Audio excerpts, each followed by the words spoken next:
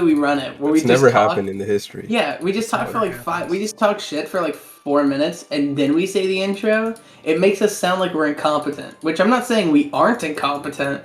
It's just that much more humanizing to the podcast. Of course. Hmm. By the way, I started recording. Oh fuck! Okay. In the middle of you fucking talking about. Now they'll Started hear my recording. my Yeah, what were you talking about? my existential nightmares about coming off as a regular person. You're not a regular person. That's based. So No, I true, like so Fire Emblem. true. Yeah. What is it the cool Everyone's kids say regular. nowadays? So true, Oomphy. Shut. I don't even know what that is. I see it like Klee from Genshin is just Oomphy. I don't know what that is. She says that in the game? I don't know, I but don't there's like a think so. gif. I think There's a it's gif like of this, her, and she's got like her hands clasped, and she's like doing like a little wiggle, and it says Oomphy at the bottom. I've seen that. I don't think. And I don't she understand says it. I would doubt I don't it. know. You know, honestly, Just a meme. I don't think I would doubt it. Honestly, I think it's a Twitter thing. it is a Twitter thing. Absolutely, I see people saying "oomphy" all the time. It's so stupid. But, like, I saw it before. I it's saw it on funny when Twitter. people just respond with the most like aggressive shit ever. I love it. I'm just like, Or when it's just when you catch so someone true who's oomphy, and they're just like, "I will fucking hurt you." It's like the yeah, best fair. one is when someone tweets out something really messed up, like or they're getting like called out for something, and you quote tweet the response with "So true, Oomphy. That's my Oomphy." It's so fucking funny. That's awesome. So awesome. But yeah, So Oomphy. intro. Win, do you want to do an intro? You've never done one. Yeah, I'll do the intro. Very pogger. All right, everybody, welcome back to the podcast for Fire Emblem fans, and Also just weird. yeah, welcome back. I lost my train of thought. Bravo, bravo, Yeah. woo! Woo! Encore, encore. I was trying to think of what is that X-Men school thing? What is it called? Oh my His god, school. it's Oh my god. the X Mansion. Yeah, but it's like his school for like something. School for gifted something. Xavier's it's Xavier's school for something. Yeah, Oh, it's just that's school what for I the wanted to gifted. say, but I couldn't think of it on the spot. Xavier's school for gifted youngsters. I was right. Okay, yeah. The X Mansion. That's such a fucking stupid name. Well, that I is love how the- comics new just name name of the something like podcast. X or like Super or Bat. That's the new name of the podcast. It's now the X Mansion. The X Mansion. I mean, hey, X-Men, you know? X-Men kind of hit different. Man. I don't think we've gone anyone, the same anyone without that. who fucking watches like these like not in order, or like they don't watch the first episode, they're gonna be so confused. They're like, why are they just bringing up X-Men? Yeah, it makes no sense. And especially considering I don't even know anything about the X-Men outside of like Marvel games. Marvel. We've talked about it every episode. So. Every episode we brought up X-Men. It all comes back. It's Corone's fault. It's Corone's fault. Fucking It actually VTubers, is. man. I love them. But yeah, X-Men. so Dude, speaking of VTubers, hold up. I want to go to a quick tangent. Because I had the weirdest dream of my life, and normally I don't remember my dreams even when I wake up. so It's been true. 3 or 4 days, and I still remember it vividly.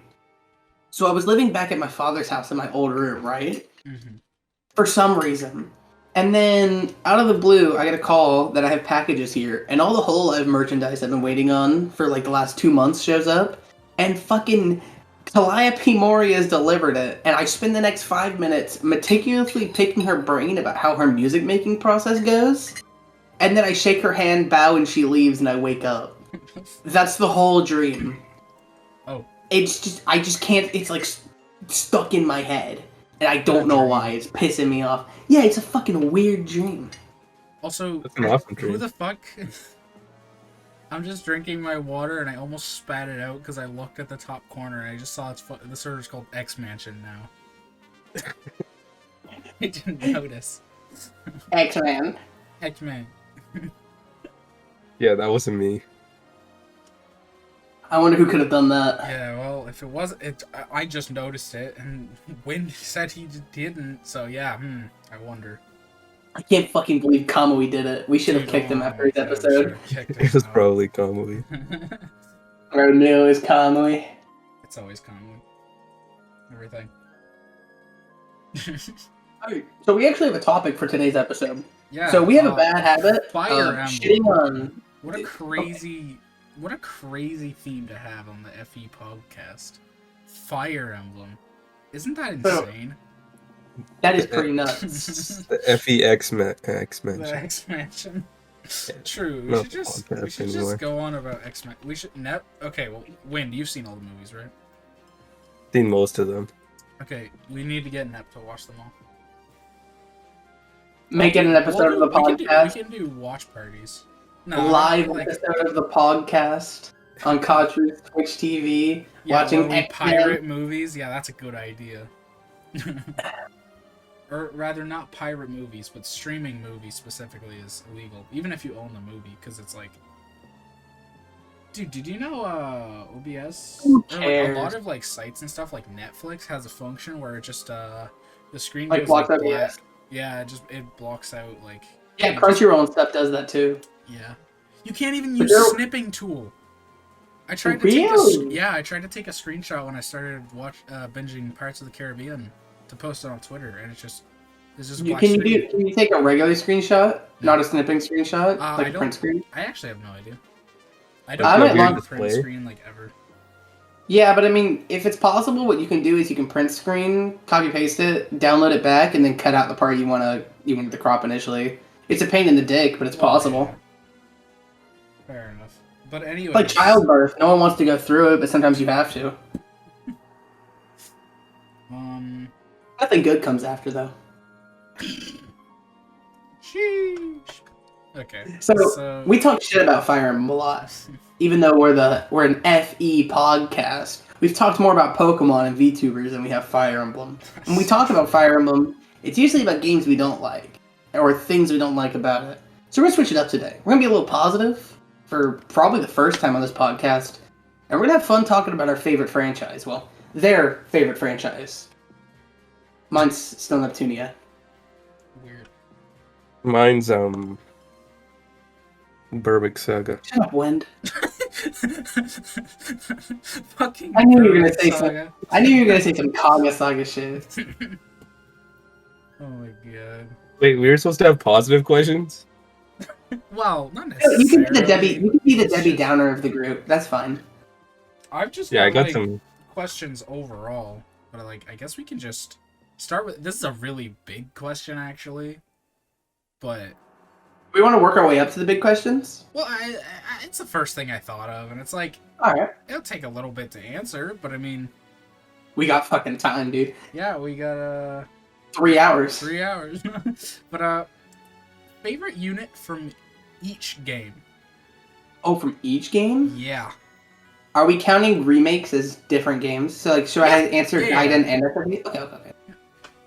I guess we could just. We want to just go through we each can game. We all all get a favorite unit. yeah. That's a good idea. So instead of each of us going in order, we just like start at the first game, go up.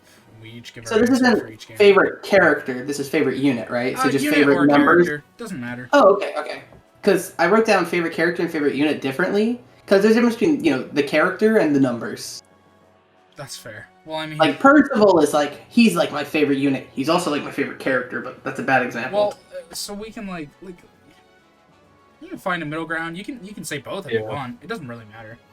For FE1, it's doubly it's Sheeta. For FE1, it's Sheeta. Yeah, That's If what, you want. Weird. dude, Stoverlance at base.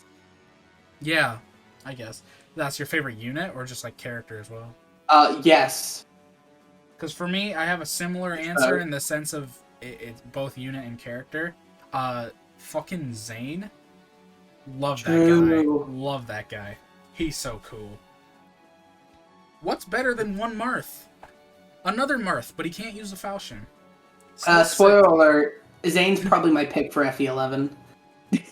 Fair enough. He's probably my FE11 pick. That's fair. My FE1 pick is gonna be weird because Bantu. If it's not Riss, I'm no, gonna it's pick you. Castor. Alright. Okay, he's a simp. Hold up. Roll that Dude, by me. I haven't actually completed FE1 yet, but Really? all I was doing the whole game was just using Castor the whole time. I don't know why. I just liked how the bow units look in that game, so I just used Castor. Yeah, I like how they have, mention goes to Katria. She's my second favorite, but also George. He's just like Yeah, boneless George's dope. Klein. He's Klein, but he's not nearly as cool. Double extra special mention to Est, who is just god awful even with her increased growth in FE1. If you just like, even if she had 10 levels and her averages, she would still be terrible. So true. funny. So true. So true, Oomphy. But yeah, I guess we can. You played Gaiden, Katcher? I have not. I'm just say Gaiden, SOV, 4 or 5. Yeah, just say Silk. That's what I was gonna say. Yeah, Silk is the best. Yeah. She's cool. She's cute. She's your only way to get warp on Celica side. True. And Fair that's the enough, side well. that needs it more. I guess I'll just say Silk. Smile. Yeah, if you don't say Silk, you're either an insane person who plays too much SOV, or you're dumb. What if you said Alm? Like, Alm's pretty cool. Dude, actually, yeah, FE2 specifically, because he has the dong armor. It's really funny. Yeah, True. Like, he has a giant that armor is clock armor. awesome. It's pretty funny. And, So I the think, game are we you just played all in recently. agreement of Silk? No. Yeah.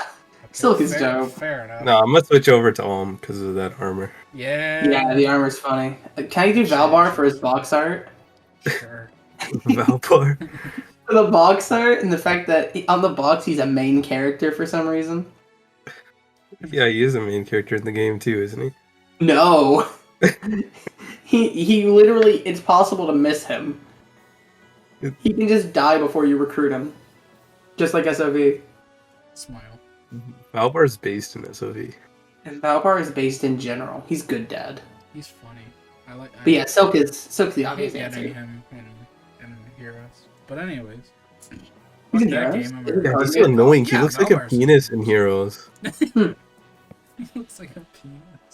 Every time I Valpar- summon him, I'm like, wow, a penis. Valbar is in Heroes, but not Boars. This is injustice. Yeah, true. So yeah, FE3 next. I'm very torn on this one. On one hand, I love Katria so much. But on the other hand, Cecile is so based. So I'm just gonna say both. Honorable mention to Pala. But I like Yeah, Katria. Pala's my pick. Pala's my pick. That's fair. I'm gonna go Minerva. Minerva's real good in that game. I haven't even gotten her yet. Minerva's I'm awesome. on like chapter 9, I think. Yeah, just make love sure you Minerva. get her so you don't lock yourself out of the true ending. Oh, really? Yeah, she's holding a star shard. Oh. Huh. Fair enough. Alright, bad game. First bad game. Let's go. What? We went through Gaiden already. First bad game. Let's go. So I haven't played Genealogy, however... You can I've say been Fee if watching- you Yeah, of course I'm gonna say Fee. I've been watching my friend, shout outs to an Untitled folder on twitch.television, but she's been streaming it. And I love Fee. She's so, like, great. Femina gang, first off. Cringe. Second off, I'm picking Asbel. Or not Asbel, what is his name? Azel? I think it's Azel. Zell, yeah. The fire mage? Yeah. With red hair. He's like Arvis's like brother or cousin or some shit. I don't Cousin know. or some shit, yeah. All I know is he gets a horse. Does he? He does on promotion. Yeah, when It's hard you to promote him. And it's pretty easy to get him to promotion pretty quickly. Is it? It's always been annoying to do it for me. Like halfway through chapter, chapter 2? Augustria, you can get it to promotion. And then you have it for 2.5 chapters. It's like more than that. You have him like for 4 chapters, sorry. No. It's pretty useful because he can use rescue on Chapter it. 2? The thing about chapter 2 is you have to rush around so much, so he's always behind. So no, what you do is the first area to the right that you avoid with your cavalry when you go and take the castle that removes the brigands and causes Lewin to spawn. Yeah. So if you just position him on the right, so that when you take that castle and those enemies disappear and actual enemies show up there, you just beat the shit out of them. And you That's a just good way get to level Azel like a million levels, and then he promotes like during that fight. And now you have him for the end of chapter 2 and all of chapter 3 and onwards. Yeah, And he's really good after he promotes. Yeah, he's got mounted rescue staff utility. He's like diet what is it called? Diet Master Knight. Mm-hmm. Okay. Yeah, Obviously, units in FE4, they just get like better, but- really good after promotion. Some of them. Because they get horses, usually. Well, not usually, but a lot of them do. And also, I they remember get, just like, chasing- stupid stats. Like, what the hell? Plus Yeah. 5 strength looking ass. My god. I mean, FE6 has stats like that. On promo, no, they fuck it doesn't. 5 strength? Looking at plus, what is it, 5 magic sage? It's like 4 or 5. There's It's no ridiculous. way. It does not Yeah, give Sage 5. promo game is like 4 or 5. Male Sage, No it's way. ridiculous. It's like 4 or 5 and it's like 3 speed. Damn. It's actually dumb. And then if you, what is it? Female Armor Knight gets plus 4 speed on promotion. Wendy. It's crazy. Yeah, Wendy gets 4 speed on promotion, but she gets like 1 defense. Fair. However, Wendy, male what about kid. you? Favorite FE4? I don't know who to go with. I'm just gonna go with Charlo, I guess, because I like using Charlo. Oh, he's Funny. he's the. He the comes with a sub berserk for staff. It's Corporal, actually right? hilarious. He's the only way you can get a berserk staff in that game. Is he a Oh, sub true. unit? He's the one Yeah, with he's a blue sub hair, unit, right? Yeah, Yeah. he's the sub for Corporal or whatever. and it's fun using the berserk staff. So Alright, first good game. Nah, you literally just talked about it. We were just talking about FE1, bro. It's the best game ever made. Alright, I'll let Win take the spot on this. well, it's pretty obvious who I'm gonna say. Yeah. Nah, I what's his I'm also Yeah, gonna say fucking, Lithis. Yeah, fucking what's his name? Diet Har. Budget Har. budget? Oh yeah, he's no. I'm picking Lithis for sure because I like Lithis a lot. I'm picking Parn. I'm picking better Lithis. Yeah, he's really cool too. I really like him a He's lot. so fucking cool. I love his interactions with the sisters Yeah, and the We'll say conversations don't that happen. spoil story stuff for 3 scale. it's kind of sus champ too at the same time. Yeah, I like how he's played up like this weird monster, but he's not. Yeah, Lithis is He kind of might like that too. He's also kind be of like a weird coward. monster. Parn's cool because he has that mystique around him where it's like, oh, he might actually be this crazy monster. He just wasn't to this character. Yeah. And then Trude or whatever his name is, the sword master that he talks to, or the Myrmidon, Yeah. their conversation is cool. It And is then kind of weird, but he comes with the coolest sword in the game, and he's promoted and has like what is it, B swords? He's fucking dope. He's hella good too. He's got like what is it, 4 PCC and then like 4 stars. He's like dummy strong. Trude. I always thought it was Troud. I think it's Trude. Trude. Yeah. He's pretty cool too. I always felt like his like picture was like a mood. I don't know. I don't know how to explain it. It's like he's Like like his- done with, like he doesn't give a fuck about anything. His vault art or his in-game art? No, he's a icon. Oh yeah, I mean both of them kind of have the same feel. Yeah. I think Roger? Yeah, since I have not played 3CA either, I'm just going Say to none. say Finn because he's cool. I like him. Good. Yeah, Finn's my second choice. Finn is the He best guy has in the the franchise. racist lance. What? Stop saying Oh, brave saying when brave. you mean racist. Yeah, I remember Finn, that. take this racist lance. What? That was really funny. Yeah. I don't know. Does I that just mean like Dag- Finn. He's just cool. Does that mean Halvin has the racist axe? Oh yeah, he does. Or But just has then the you give it racist to someone sword? else after. Oh, I also yeah. like I don't even know his name, but I'm pretty sure the weapon's a perf, but the wielder of the Pooji axe. Because Oh, or- I think the Pooji axe is the funniest weapon ever. Why is it Don't like you that? mean- Why is it dumb? Why does it have Don't so you much mean the crit? road? Why does it have like 60 uses? All You know, perks have 60, except for a few staffs. Yeah, that's a messed lot up. of people create a lot anyways. Yeah, crits are super high in Thracia. Like, Yeah. it's the game with the most crits. Like, you can have high crit rate without using a killing weapon because of the way PCC works. Yeah. And then Orson will always, if he doubles, guaranteed crit on the second hit. Really? Yep. Because he has a PCC of 3, and the... What is it fucking called? The Pooji gives him 30 crit. So 3 times 30 is 90, and then luck only is half your luck as crit avoid. So, and he's got pretty alright base skill, so he'll usually have innate crit as well. Multiply that by 3, crit caps out at 99. The chance of him not critting on the second hit is so low, I've never seen it. Damn. So he's pretty good. He's really fucking good. He's really good. Actually, I think crit can go up to 100. I think crit can break the 99 cap. I don't know.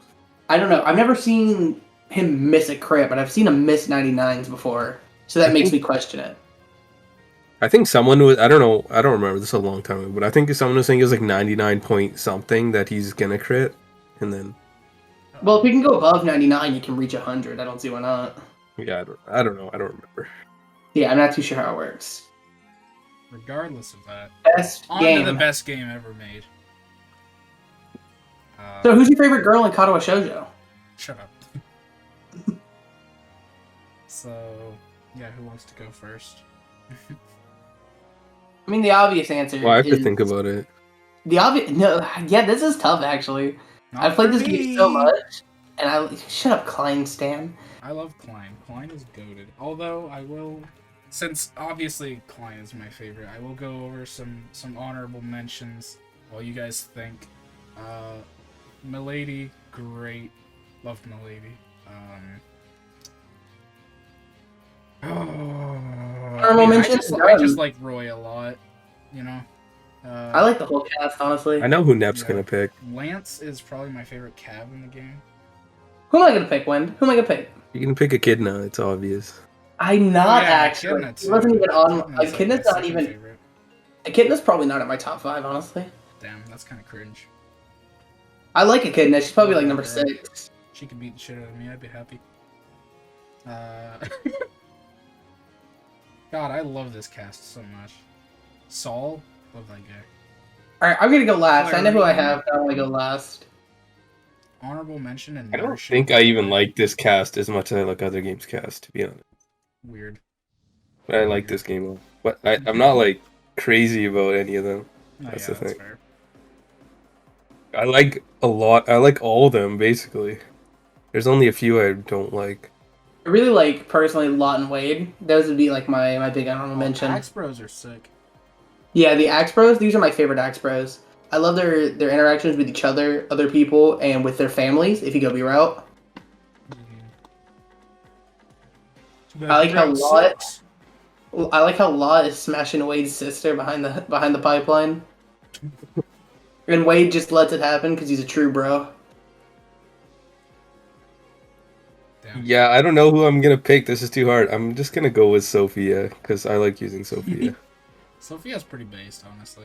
Well, I'm gonna pick someone only a little bit higher up on the tier list. I'm gonna pick Gonzalez. Yeah, Gonzalez is pretty I love Gonzalez. He's so fucking funny. Between his design and his supports to just the absurd stats he gets to how bad he is when he shows up to the fact that he's more likely to kill himself before you talk to him. Everything about Gonzalez is so hilarious. And then, like, when he gets going, if he gets going, he just becomes an unfair monster. Which crit does he get on promotion? On promotion, What's the crit 30, bonus? same as Sword Masters. That's awesome. And he gets 5 skill. And then the insane thing is, I remember I had one run where I was doing axes only, and I got to chapter 21, and I just warped him down to the bottom, and had him hold a killer axe on top of a mountain and slaughter all of the reinforcements that show up there. Mm-hmm. While I moved down to the bottom and killed Murdoch. It was so fucking funny. That's crazy. How much hit did they have? What's up? How much hit did they have? Like less than 30? It ran out in like the 50 for like the high paladins with swords, like and high skill to like if you had a lance you weren't hitting him. Yeah. See, real ones don't promote him, they just cap his stats because his crit animation is very funny before he promotes. I prefer the promoted one. What? Dude, he just like The promoted one is screams good, and too. goes ape shit. It's great. The ape shit animation is funny, but I love the throw. It's so hype. There's so Yeah, it's much like a build little up to flick. it. It's like a little flick. The fact that it doesn't even look like he puts that much effort to throw a giant axe, Yeah. make it spin 6 times, and then he just, in one move, catches it, and in one frame, he goes from catching it to bonking you. It's so cool. It's my favorite crit animation in the game by far. The warrior being a close second.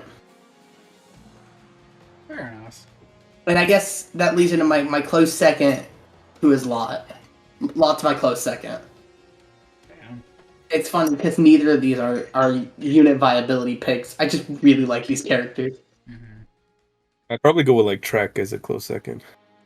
Trek is Oh, funny. Trek's great. I love the like literally no bad calves in FE6. Like for I unit think Noah's viability, boring. but like I like them all. I think the only one who's boring is Noah. Noah is the least pog, but he's still Yeah, because pog. he just is mercenary. I am Nightman. Yeah, that's true. He gets the girl too. So true. True, he does. Okay, so on to a game that I used to hate, and now I kind of like a lot. Not a lot, but like it's like a solid like. You didn't even talk about why you like Klein. Dude, he's perfect. What am I supposed to talk about? His hair? I don't know. He's hot. I'm not gay, but he's hot. He's great. He's just a really good unit. He's cool. He has a pog little sister who's just a. She's just nice. So But this also goes a bitch. this goes straight into FE7 where my favorite character would be Pent for sure. His dad. And I don't think he's a good Son's dad, better. but yeah, he's a horrible parent. My God. based. Oh, little Timmy, come on, go get in the arena and fight a cat. I obviously it wasn't intentional, but Yeah, but it's Deke like the saved him, fucking- so it's cool. Yeah, Deke's a Chad. That's why Deke's one of my favorite characters too. He saved my favorite character. Smile. I guess my FE7 pick is. Oh, I have to pick the king, the God King, the Chad himself. I got to pick Oswin, considering he carried me on my first draft race run. Fair enough. It was Oswin's the pretty chill. funniest shit. Oswin's so cool. I'm personally a believer in Heath's supremacy. I love Okay, Muscovy, miss. man. He's so cool. Okay, mister, I got to draft a good unit in the draft race. Dude, Punk man. Yeah. Have you not seen his hair? Yeah, it looks like a looks like a skunk. skunk. Yeah, it's great. But I've never heard that before. No, I Yeah, can't. no, I just unsee it. really like Heath overall. He's I cool. don't know Just- anything really about like Heath his besides his design. stats. All I know about Heath is his stats be good. They're pretty decent, yeah. You kind of have to. He's not like instant good. You have to kind of get him. Like, He's you not have to- Milady. You have to grind out a few levels. Yeah, he's no Milady. He's more like kind of almost like Theo, but better. It's a weird comparison, but like similar join times. He just has like better stats, but If Heath joined, sorry, Heath is if Heath. Heath is if fucking. What is Theo his doesn't name? have D-Link. Zeus is if Heath. What? Oh no, not Heath- Zeus. Heath I said Theo. is if Heath is It's if like a tongue twister. Zeus joined earlier. That's hard to say. Kind of. They have He similar doesn't even stat have- build, No. but Dude, uh, Zeus almost has capped strength at base, doesn't he? similar stat builds. High strength and defense, pretty Ze- low to average oh, everything else. Heath has, Zeus just has. Heath has like 12 strength at base. It's not even that good. That's pretty high by FE7 base stat standards. Yeah, but he's not even That's comparable more to than Zeus. Zeus has like 19. No, I'm saying the idea there is still the same. Zeus has more strength because he joins so much later. Also, hard mode True. bonuses that are True. ridiculous. Heath has hard mode bonuses. Yeah, but FE6 hard mode bonuses are ridiculous. Fair. They're like triple FE7s. Well, yeah, because it's just a harder game, right? But Yeah, his crazy. speed's not great. You know, he's got weaknesses for sure. Yeah, they have the same design principles of middling skill. So they're supposed to have high strength and defense and be on a flying horse. Yeah, a flying horse. Yeah. Heath doesn't need the speed as much as Zeus does. Yeah. Yeah, because enemies are so slow in enemies are FE7. slow. Yeah. Honestly, the desert chapter is really good for grinding Heath too. So it's just like, yeah. honestly, Zeus doesn't really need the speed either because, let's be frank, he's not doubling anything. It's best to put an effective weapon on him or have him just chip things down while holding someone. Because he can hold someone and tank a hit still. He's a good unit. I just use him as a flyer usually. Yeah, he's just another flyer to add to the brigade. But he does hit really hard if you put an effective weapon in his hand, like a horse slayer. Or if you just give him like an iron lance, he can just hit stuff really hard. Anyways. Yeah, he's really good at finishing shit off. Yeah, or just doing big chip, and then you get to finish something off with like, I don't know, someone that's not quite as strong but still a good unit. I know y'all aren't Ember fans, but in Ember, he's like the spear boy. You just throw spears at motherfuckers with him. He also has axes, so that's really good.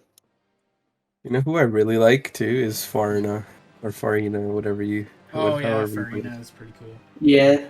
Dude, her interactions are the best. Yeah. She's like, I feel like she just has no self-awareness.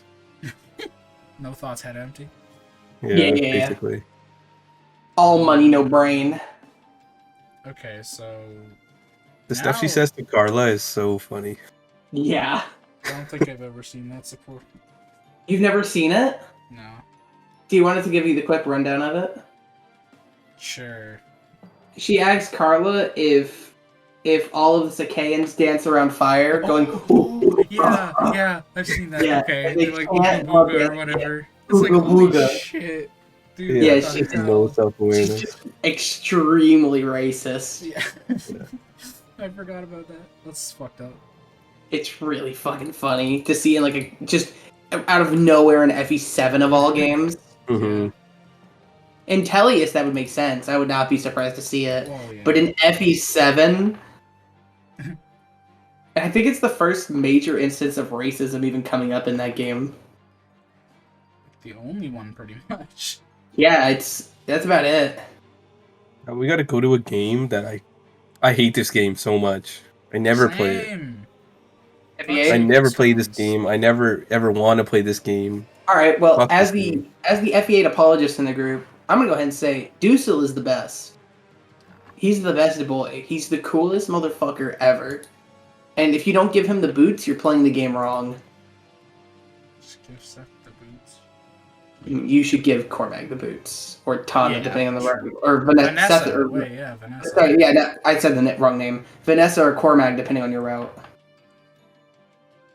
I think it's just Vanessa. Period. Like she Cormac's just really joins good. pretty much immediately. Vanessa's broken. I like Vanessa a lot, but my favorite. I actually have a bit of a shitter pick for once.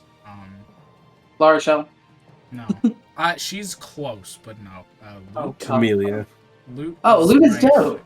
My favorite one of my favorite characters in Fire Emblem. Period.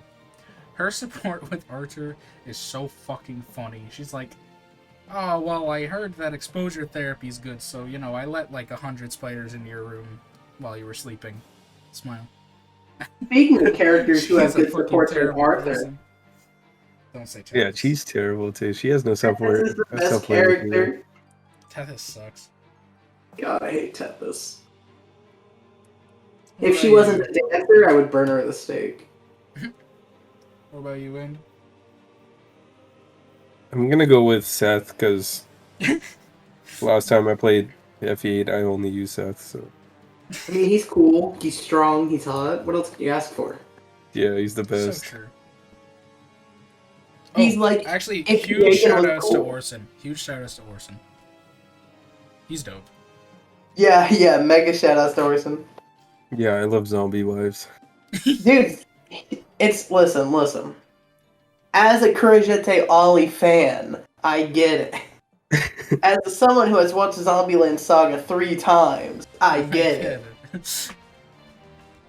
You know what they say, it's not necrophilia if they're cute. Cute anime girls. God. Okay, anyways. Well, the next two are super easy for me. Yeah, my answer is the same for both games. Same. Okay, You guys should actually pick different ones. Yeah, we should pick different ones. Because there are a lot of characters that are new to FE10. But for FE9, pick easily Mia. She is my favorite Tellius character. I love her. She's cute. I don't like armpits. Shut up. I do, but that's alright. So, question. I'm not allowed to pick the same character for both games? No. Can if you want. Okay, It's just more fun if you don't. Jill in this game, then. Jill in this game. Fair. I mean, come on. It's gonna be Jill and Har. They're my two favorite characters in this franchise. That's fair. Like, Well, I'm gonna pick Makalov for sure. Hell yeah. Makalov. Dude, He's one of my favorite characters just in general. People hate Makalov so much because he's out here slaying. So Every true. day slaying. So true. Mm-hmm. They're just jealous that he got the woman. They can't get their nice waifu. Yeah, people. I remember seeing a tweet that was like, people are saying that Makalov ruined Astrid, but actually it's the other way around. Astrid has done nothing but empower Makalov and his habits. Yeah. She has made him a worse person by existing. The worst Like, ending no, for Joffrey, Makalov. stop being mean to him. Have you seen the thing where it's like bad endings in Fire Emblem? And it's like Makalov Astrid? Yeah, this is the worst ending for Makalov. Yeah, so true. Alright, FE10? So for FE10, Why what do you would- think, Wind? It's fucking hard. Why would that be so bad for him though? Isn't she like a noble or something? Yeah, she Well, no, because the idea is that she isn't stern, and she is a paper bag, so she keeps empowering his bad behavior. Oh, Whereas anyone else would try to fight him on it. Or if he Yeah. was solo and just kept working with Joffrey and Marcia, he might end up getting disciplined enough that he stops being a fuck up, or at least as much of one. Or But just die. But Astrid's just gonna keep supporting him in his fuck upness. Yeah. So FE10 Wind? If he 10, I'm gonna go with Nesala. Because I can say him. Good point. It's pretty sick.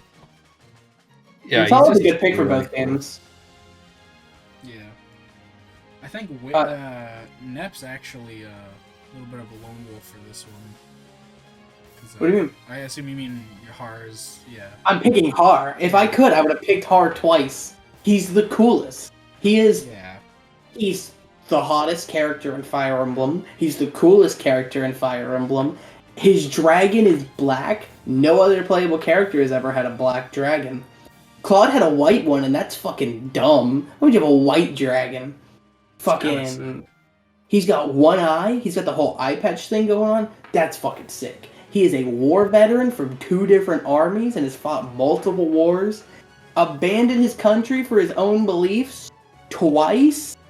Just showed up while delivering packages. Said fuck the packages to protect the princess of another country who he used to be at war with. This man is fucking awesome.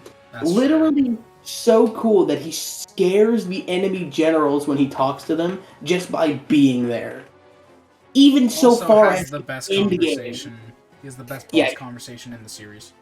He has all of the best boss conversations in the series. The Lavelle one is like The Lavelle one the is most. Yeah, that one's amazing. People are like, "Oh, pick a god and pray." No, shut the fuck up.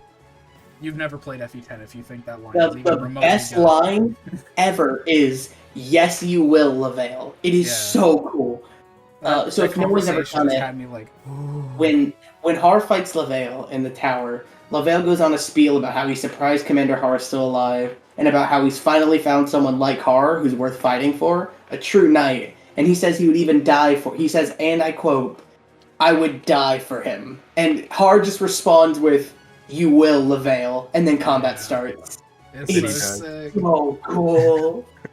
Har just spends that whole conversation calling him a dumb bitch, and then he murders him. Figuratively and literally. Yeah. I Har is also the like coolest. snapping. That's based too. Yeah. Also, his wife is the second best character in the franchise.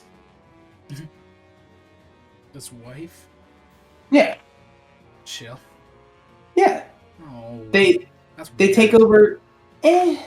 That's a weird ship. I don't like that. Yeah, I think it's Har's the like best a ending that the two of them have. father figure. That's fucking weird. When it comes to their individual endings, like with who they can be ended with in FE10, I think it is the best ending for both of them and for the people that Jill comes to watch over. Like, it's the ending where obviously they're the happiest. Because otherwise, Jill just does nothing with her life, and Hard disappears. And it's seemingly like Jill just continues to run their like a trading, or what is it? Their package delivery service till like the day she dies. But if the two of them are together, they take over Shiraham's estate, and they rebuild it. And it makes it very clear that the two of them are happy. Yeah, wait, that's way better. Yeah, that's why I think it's the best ending. I do think it's weird that Har's like, what is he, like 23 years older than Jill or something like that? Yeah, he was like in the military when Jill was born. Mm-hmm, but I do think by the end of Radiant Dawn, Jill has, like, you know, she's an adult. She has the agency to choose who she wants to be with. So it's definitely on the stranger end, but also the relationship never feels predatory. And fucking, what is it, FE9, he feels kind of like a close friend or brother figure to her, whereas in FE10, it's very clear that they're a lot closer than that. It's like if Usagi Drop didn't have the worst ending possible. Doesn't someone say to him, they're like, "What about Jill?" And he gets like all like flustered or something. Yeah, it's very clear in FE10 that he has feelings for Jill. Yeah. And FE9, it's not clear at all.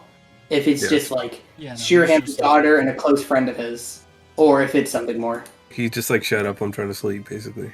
Yeah. That conversation they have before you go to Shiraham's nap, chapter 15, I think it is, or whatever. That conversation is fucking amazing. Because it's Mist that shows up, and she's like, "Who the fuck was that?" Yeah. And she reports it to Ike, and when Ike confronts Jill, she's just like, "Don't worry about it." But you can tell that it's weighing on her mind, having to fight her father. And then you get Har, and he's just like, pretty okay. But then you get him in FE10, he's the best unit in the game. That's another reason I like Har. So, fucking... FE10, I actually have an FE10 original character, not someone from the other games. Very surprising. No, all in. But, no. Aw. I'm dead. You're a little bit of an outlier, I think is the word I would choose, or maybe a lone wolf in this one, but I also am choosing a Laguz, Volug. Holy shit. Oh, Volug is cool. Post this dog. I love that guy. He's sick. Such a good dog. And also Nyla. Those are my two favorite. Wait, post this dog? Okay. I need to Post find. this dog. I'm editing Kurene's outfit on the Volug. Stop. But yeah, Dog Lagoos are the best Lagoos. What's up? I wish there were more of them. Volug's just sick, and Nyla is like hot as fuck. Like, please, just destroy me. Just both of them are. Well, I don't know what you're on yeah, about. they are both hot, but like, God, Nyla just. Nyla is she's female Har, which I've always said. She has the same like badass hot aura as Har, but she's more of a hothead, whereas Har is like the cooler, older type. Yeah. And I love both of them to death. Nyla would be my second pick, I think. Behind Jill, of course. So it'd be like Har, Jill, Nyla, and then Titania. And Har, Jill, Titania, and FE9. Yeah. Man, something about the older characters in Tellius, they just hit different. I guess Jill's the outlier. The MILFs of Tellius. The MILFs of Tellius. Also, honorable mention is Shinon. I just like that guy. He's cool. I mean, he's Yeah, racist, same. but he's like Shinon's fucking hilarious. Good unit though. You need those guys. Tellius actually did good with like characters that aren't all like good people. Yeah. I really like that. Oh, also shout outs to Braum, best dad. Yeah, Tellius has a great cast. It does. It's the really only good. cast that I think is as good as FE6's. I think it's like the best cast in the series. Yeah, I think it's they're better up than there. FE6 too. I think if we count FE10 and 9 as one entity, it's better. But I think it's separate. Like I think- Tellius cast is better than Elite cast. Yeah. Well, I mean, a lead cast has FE7 dragging it down. like FE6 is above water chilling, and FE7 is underwater trying to rip and drag it down with it. Well, okay, to be fair, like even if you just compare FE6 to FE10, FE10 is literally like both games, so the cast is just better. Yeah, I think if we just look at FE10, I like FE6 more, but I think I like the FE9 cast and the way they're written more than I like the FE6 cast. I just really like the base conversations in that game. That's fair. I wish FE10 had them, man. I think it was such a waste not to have base conversations. It kind of does. It just a lot of them are boring. A lot of them are nothing. A lot of and them you have don't Ike in it. Just A lot of them Yeah, are just here's item. gold or item. Yeah. Which is appreciated because forging is super important in that game, even more than FE9, and it's more expensive. the Ike and Amy one's pretty good though. Is that one FE9? It's in both. They do it in both Oh. games. Oh, They do the yeah. same joke. Now, I That will one's really say, good. speaking of forging, we're going on to FE11. Forging. Fucking dumbass mechanic. My god. It's Forging broken emblem. as hell. Banger mechanic. Oh yeah, I love it. I love forging weapons. Dude, Cum Tome? Oh my god. Speaking of the Cum Tome, I think FE11 I'm going with Mathis. I love that guy. Yeah, Mathis is funny. Mathis is like my funny haha, but as like a legit pick, I don't know, probably Zane or Katria again. I'm stealing your pick. I'm going with Zane. Cause you know what's funnier than having 2 ballistas? Having 3 ballistas. Yeah, that's what you turn Zane into in that game. Yeah. What if I had 2 fucking what is her name? 2 Cetas Yeah. with 2 wing spears. He's just cool. I love him. Mm-hmm. Also, big shoutouts to not Jake, but the other ballistician. What's his name? The one you get in the bridge. Oh, Jake and what is his name? Yeah. He's so unimportant. Oh, Beck. Yeah, Jake and Beck. Yeah. Beck is fucking hilarious in FE1 because you get him and you're like, yo, a ballista. Too bad these are only 2 range, and he spawns in a spot where he can't fucking move. It's so funny. Wait, ballista are only 2 range in FE1? Yeah. Oh my god, I guess they are, aren't they? It's horrible. It's so funny though. I forgot So about funny. that. But yeah. So like Mathis and Katria and Zane, or just some order of them. My favorite's easily Barst. Bart Oh, is I Easily. love Barst. He's sick. Barst is my favorite. For Yeah, sure. That's completely fair. Based on Cutter, man. Shout outs to the Axe Bros in Arcania. Or Arcania. Yeah, they have awesome axe dudes. Shout out to all Axe Bros across the series. Who the fuck I'm trying to are think if there's Axe any Bros axe pros I actually don't like, and it's Yeah. probably FE7. That's the only one I don't What like. are the Tellius Axe Bros?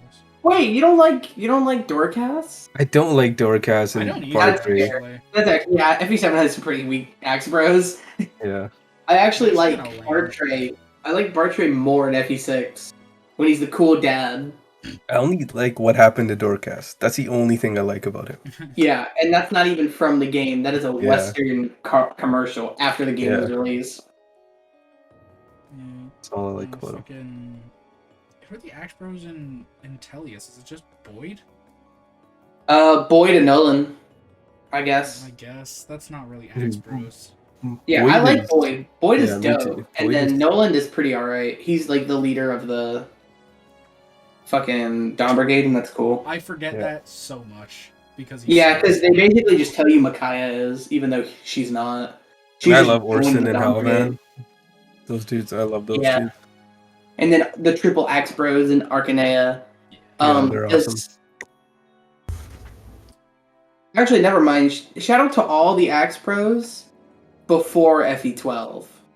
I don't like Vike, and I don't like the ones from Fates. Arthur and whatever. Before FE12. You mean before 13? Mhm. 12 is New Mystery. Oh, before, sorry. Well, I mean, you could even say before 12 because the axe bros are the same in 12 and 11 and 1 and 3. I mean, I guess. That just makes it sound like you just don't like When you get the board cord axe, True, you do get the board cord axe. like that is the best name for any weapon ever created. What? That's like in the game. There's a random axe you can get, Awakening style in FE12, called the board cord axe, and it gives you like +3 speed. That's funny. I don't even It's care what stats it gives. It's just called board cord. It's like, what is it? really It's an cool. iron axe or a steel axe, and it gives +3 speed. It's like actually real good, especially early game. But the only problem is you can't forge it, so it has a limited utility at higher levels compared to a forged weapon that does more damage in one hit versus FE12 has so many weird weapons like that. yeah, There's like some with like Camus one lance. or like 3 whatever, you can only use it like 3 times. Like I'm The blanking on. glass ones. Oh, the glass Durability. weapons in 13. Yeah. Yeah, they started in 12, Uh, and then like you can give Sirius Camus lance, and it's very distinct, legally distinct from the what's the spear called? The legendary Gradivu? one. Gradivu.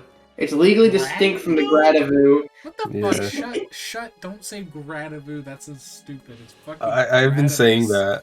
that. Yeah, I it's can't really stop funny. saying it. I hate it. Stop saying it. I Camus, can't stop. Diryu, Gradivu. Yeah. But speaking of Sirius, who I don't know the true identity of totally, but FE12. Haven't played it, but still probably Cecile because she's cool, and also Katrin. My pick is actually probably Sirius. Siriu. Siriu is dope. Shut. My pick is obviously Chris. Oh yeah, I forgot Chris exists.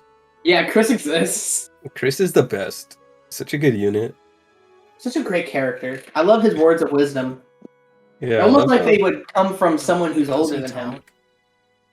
No, He Chris talks too much. He Yeah, talks. Chris talks Oh, a he lot. actually does talk. He talks way Talks too a lot. much. He doesn't That's shut kinda up. He has by far the most dialogue in the game. Like pages and pages more than Marth. Yes. So Damn. much.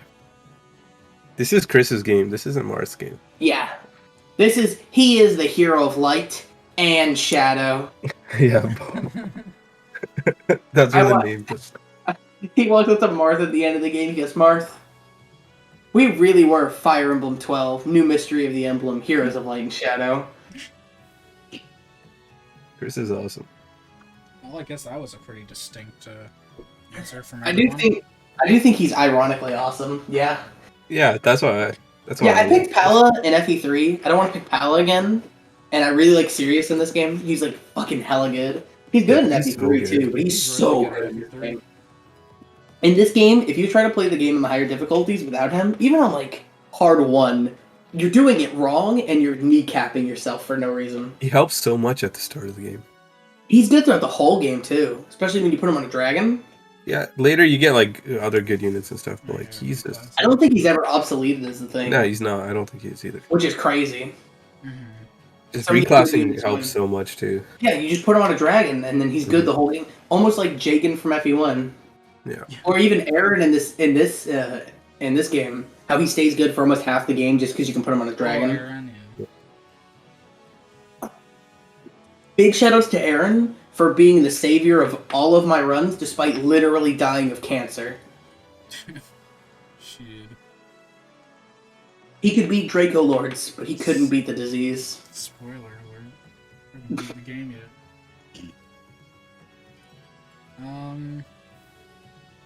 13. I would say shout out to someone that's kind of cringe that they put in this game, but I don't want to spoil it for Katri, so I'm not gonna say it. Oh, from the new stuff in FE12? Speaking Yeah, Okay, well, I'm not... you probably know obviously who I'm FE12 has new talking about. stuff. I know who you're talking about. Yeah, It's so cringe. Is it even a spoiler? Because she shows up in the literal first moments of the game. Yeah, but I She's like haven't the played second it person yet. you talk to. No, I'm not talking about a she. I'm talking about a he. Wait, what? Yeah. DM me. Anyways, more importantly, fucking Awakening. No, you're fucking wrong. First off, Wind. What? That's amazing. Literally best. It's so It's cringe. so stupid and it's so cringe, and I love it Yeah. so much. Yeah, I'm not even mad about it, but it is super cringe. Yeah, it makes literally no sense at all, but I love Yeah. it with all of my heart. It's my favorite thing. Especially because of how esoteric the requirements are. Yeah. Alright, Awakening. Can we skip Awakening? What? Okay, come on. You're kind of cringe if you don't like at least one Awakening character. I like at least one. Can I specifically say Crom in the DLC where he's shirtless? Sure. Alright then. Crom in the DLC where he's shirtless.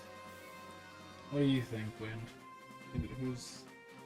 Yeah, I don't know what's the correct pronunciation of her name, but I always just called her Church. Church? Oh, Is that how you Church. say it? Oh, yeah. Church. No. Cherish. I forgot about her. It's I forgot about her Cherish. exactly. It's like, Church? Actually, yeah, it's Cherish. it's literally a French name. No, Yeah, actually, she's awesome.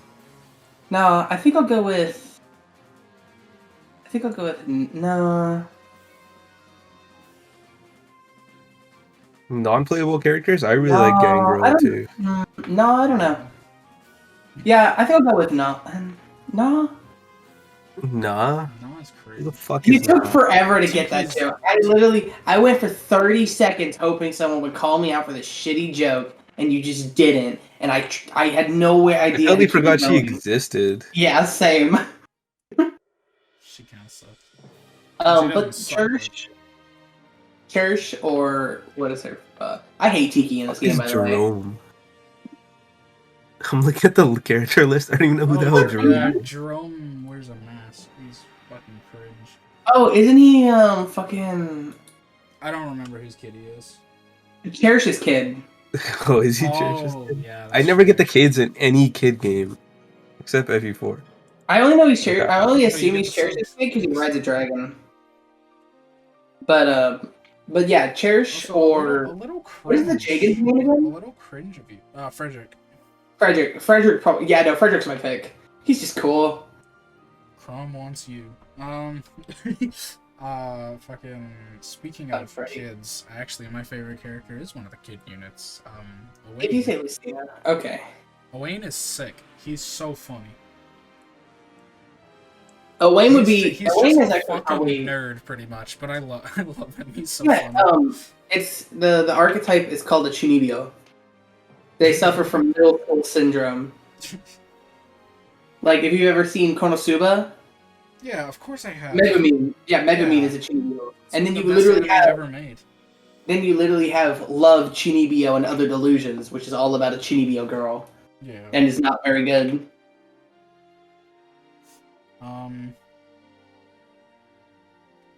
I don't have a Yeah. lot to say about Alright, Awakening. I yeah, don't like That's the pretty game. much it for Awakening. Fates got some Okay, Pog now here we- characters, despite listen. what people think. Listen, Owain is pretty fucking sleeper. Like, he's funny, chuny, haha, demon sword arm. Don't say Odin. Odin is Fucking fucking weirdo. great. Literally the best. He's so much funny. Cringe. Picking Odin's Shura. Odin's not my pick, though. Picking Shura. Sure. Fair. He's just so damn good when you get him. It's like, But I like his design. Why I want my boots. and I really like his class too. Are we going across each Fates game, by the way, or as a No, whole? just as a whole. As a We're whole. going with Rev because it has everyone. Oh, cool. I think it has.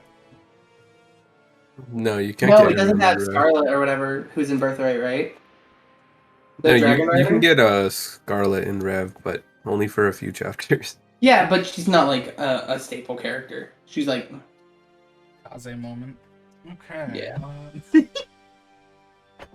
Dude, Remember how many Hmm. chapters you have? I don't know. I don't really like anyone in the Fates cast all too much. how? Maybe Rinka literally exists. I'm gonna be real. I don't like Rinka. How? I normally like that type of girl. I just don't like Rinka. I think she's obnoxious. Cringe. Uh, Rinka I Base. like the tomboy sister from the Birthright side. Hinoka. She's cool. Yeah, Hinoka. But do Yeah, I she's up like there her for me. that much? You know, Is that Tomboy? I didn't even know that. I'm tempted to say male Corrin because there's an artist out there who draws really good male Corrin art, and that's the only reason. Fair enough. Yeah, I'm gonna say male Corrin, not even because of fate, but because of outside forces. What about you, Win? If not male Corrin, then Oh wait, you Xander. said Already went- Shura, yeah. I said Shura, yeah.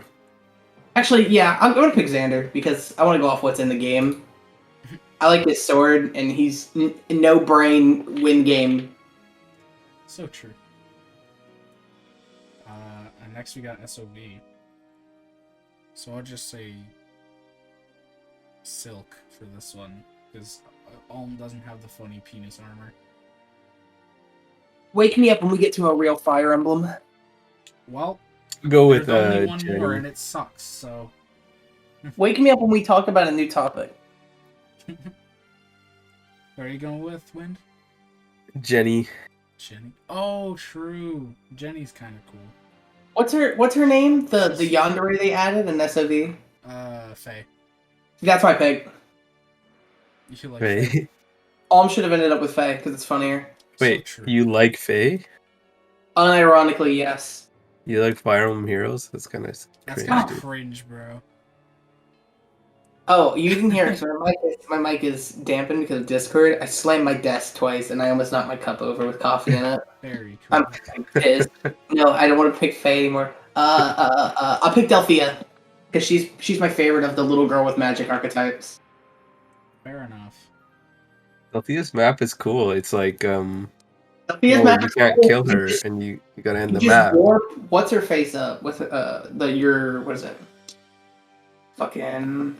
No, you just use Subdue with Alm, and then she has 1 HP and she can't attack. Oh, I never thought about that. Can you even get subdued by that point? You get it around that point. Okay. If you don't have it, it's like a little bit.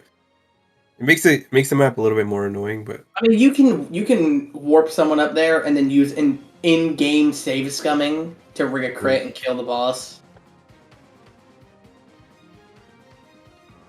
yeah, fuck this game anyways.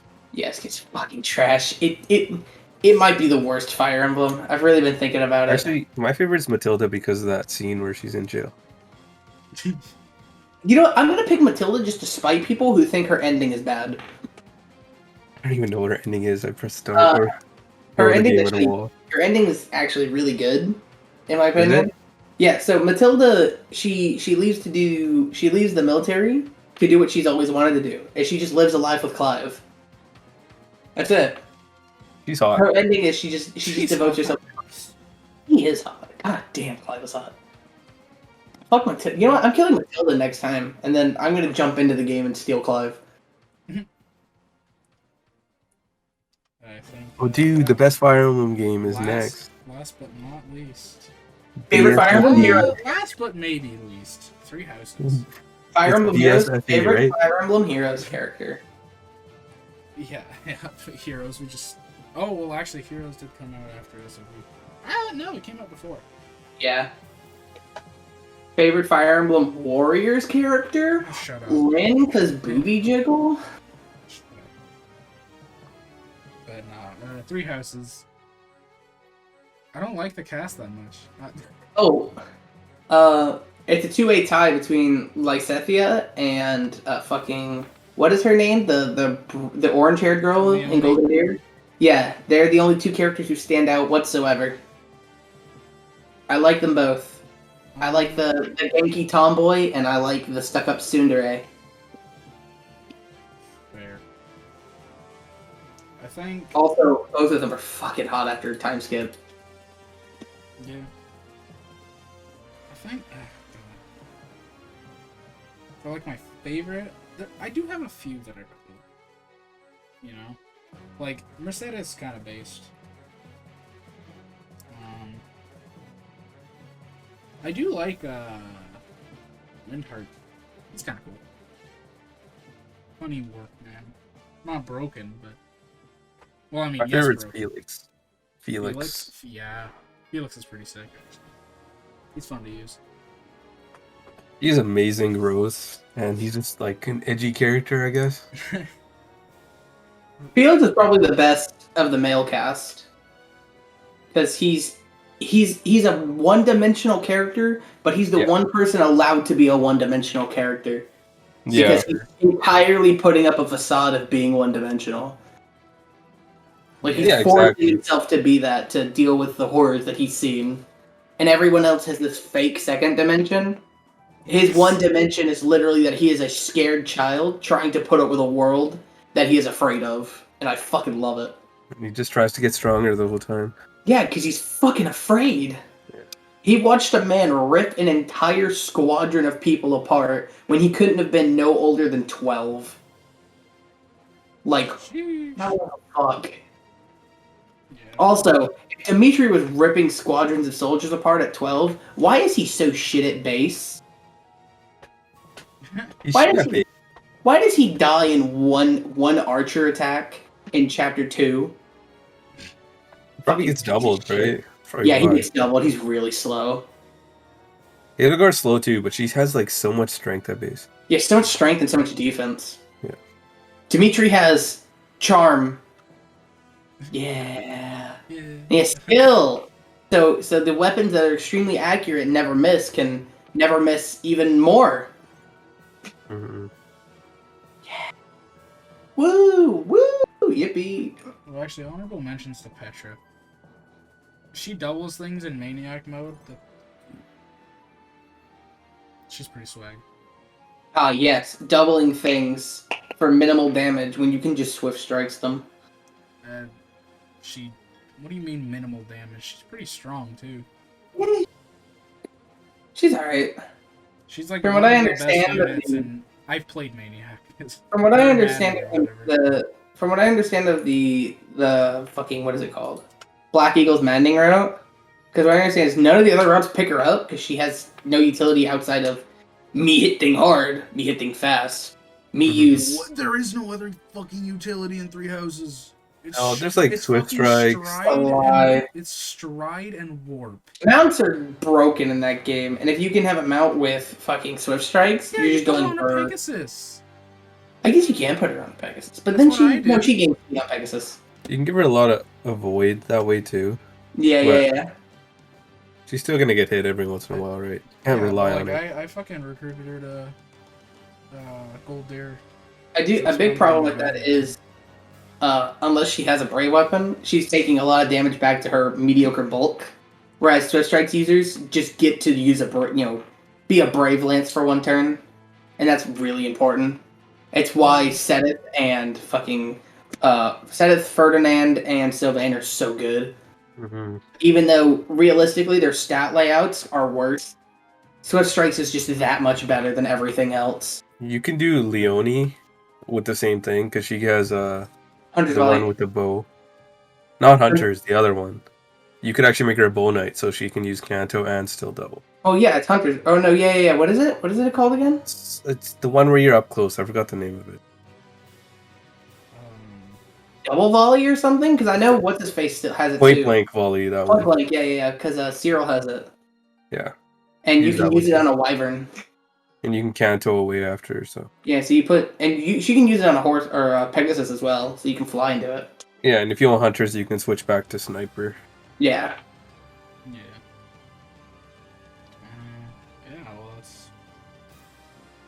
That's characters from every game in the series. Cool. All right, I guess I'll roll mine up next. What's your favorite map in the franchise and why? And Katra, we're gonna have the same map, so we can talk about it with each other. No. What's yours? That's not even true though. Wait, what? Yours is not gonna be Arcadia? No. Really? Okay, hold up then. All right, Win, go ahead with yours. 11A. FE6. Yeah, okay, me and Wind have the same opinion. 11A. Yeah. Okay. Damn, I'm the odd one out here. 11A is probably my second favorite though. So 11A is amazing. 11A is it's so close to perfect. It is the perfect map in my opinion. The only thing that The stops it from only being problem perfect Klein's is the AI. 50%. Yeah, the 50. It's Not even 50%. Klein. It's Not even 10. Klein. glitch? Tate's. It's a 10% chance. Tate's is worse. Klein not moving, you can work around, and you can always get him guaranteed. Yeah. Tate, you can't. If she doesn't move, you guarantee lose a turn. One, and if she moves down, 2 turns. It's really fucking bad. Now, you can technically bait her, but it's really scary because her Pegasi hit really hard. Yeah. And I've never talked to her with Shauna, but do the other Pegasus turn green too, or Yeah, just they turn green, Yeah, but they they turn become green. That's why I would always I'd recruit Klein, and I'd talk with Shauna, and I just rescue Theo. I've never talked with Shauna. You lose the Delphi shield if you do that pretty much, but you know. Still kind of fun. What? What do you mean Delphi shield? You don't lose the Delphi shield. The Delphi shield is the Narshan chapter. Narshan has it. No. If you save Narshan all has the the Delphi shield. if you get an Elise to it. That's what I oh. You said a Delphi shield. Okay, that's what I meant. Sorry, Elysian. Yeah. Let's say Narshan showed up early, giving out handouts. I'll take a second Delphi shield. Everything in this map, there's like so many different objectives. You could even stop the bandit reinforcements if you choose to kill the boss. There's like so many ways to go about it. You can send everyone down. You can send some people to the wall, split up like 3 different ways. Yeah, it has an optional. So fun. It has an optional boss who has extra hard mode bonuses, no battle quote, and wasn't on the wiki for years. So on that map, if you take, I think it's the paladin. Yeah. The paladin, I think his name is like George or Jerome or something like that, shows up, or Robert. It might be Robert actually. It's Robert. Robert, yeah, Robert the paladin shows up, and he has no battle quote. He's never mentioned. He just is a paladin with increased hard mode bonuses, and he's like level 9 or something crazy like that. It's kind of like what's his name from Battle Before Dawn. Yeah, he's that dude. Maxis or Maxime or whatever. Yeah, he's the Maxine of FE6. Maxime, that's it. Yeah, but yeah, 11A is just such a cool map. Like, it encourages fast play with the way that it works. Tons of objectives. Fucking, you recruit my favorite character in all of Fire Emblem. So it doesn't just encourage fast play. It downright requires fast play because you will get overwhelmed otherwise. Mm-hmm. If for whatever reason you're not done with the map in 15 chapters, by chapter 16, those cavaliers are on top of you, and there's more cavaliers around the corner because they just keep spawning. Yeah. And even if you know they're coming up and set up defenses, like inside of the arena room or whatever. Oh, they're they're really hard. Yeah, they're fucking powerful. Every squad has 1 killer lance in it, so every wave has 2 killer lances and 2 silver lances, just hidden amongst them. Yeah, if you kill the boss, it encourages you to play fast so that Echidna doesn't die when she shows up. Yeah, because she's not dying to the 3 fighters. She's just not. It's people like complain about a lot. 90% chance, or no, it's like a 3% chance or something. It's less than 5. Yeah. It's like, dude, just shut up. Just go fast.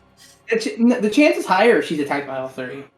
It's above. But it's only 3 that attack her. She survives. Yeah. She survives 2 of them. Survives 2, but they all have I think it's like. No, because they're attacking her with hand axes. Oh, there could be other enemies that are attacking people that are complaining about it, because there are more enemies around. There are more enemies moving down. That's why you gotta go fast. You kill them before Echidna shows up. Yeah. But yeah, Echidna does have a low chance of death. But if you kill one of them, she just can't die. Or have one of them distracted by attacking someone else, she just can't die, which is dope. Mm-hmm. Now, she can die on her turn from a counterattack, because... It's so unlikely. It's on turn 8. If you're not even close to there by turn 8, then I don't know. What were you doing for 8 turns, right? Being scared of Klein's archers, Monka S. Yeah. Actually, yeah, that's probably what it is. But I remember like, one. you get rewarded for playing so fast too, right? If you Massive rewards. Yeah, you get huge rewards. You get you get 2 Orion's bolts actually in that chapter. You get 2 Well, bolts. You get a Legion whip. You Whip get and a Hero Crest is Crest? huge. Yeah. you get it's a either What do you speed mean wings Hero or Crest is huge? Yeah, What do you mean? 5,000 That's a gold, lot. baby. Or I'm giving that to Deke, dude. you get a Not silence. fun. So you get a silence. You get a axe reaver. You get a dragon shield, and you get something else. So it's okay. So from the start, I forget what's in the very first village. The The very restore very staff. first one. Restore staff. Restore staff. Oh, So the restore staff and a silence. Restore, and then at the bottom there is the Orion's bolts and the Draco shield, Mm-hmm. and then there's oh my god, there's like fucking 6. No, the bottom has the Orion's Bolt and Axe Reaver. Yeah, the bottom one's the axe reaver. The Draco shield is up top. The axe.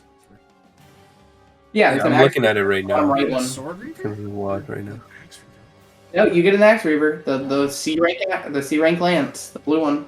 Oh, whack. The Speed Wings and the Angelic Rover right below the broken wall. Damn. Crazy good map, but anyways. Oh, you get speed wings on that map. I'm thinking of 11B where you get the Yeah. Draco shield. No, you get Draco shield in 11. You get both on this map.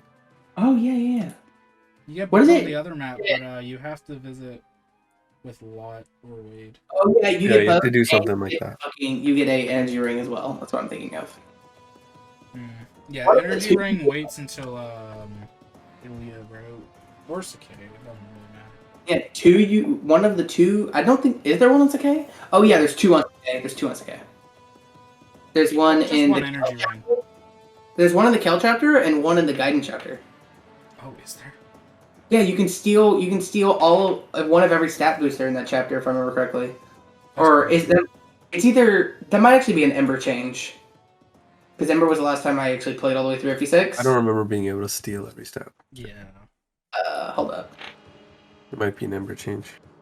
But either way, Ember is FE6 though, right? So Yeah, good ass game by the way. we're not talking about Ember today. okay. Before anything, I'm gonna take a real quick break and use the washroom. I'll be right back. You know, I'll do the same if we're gonna take a break.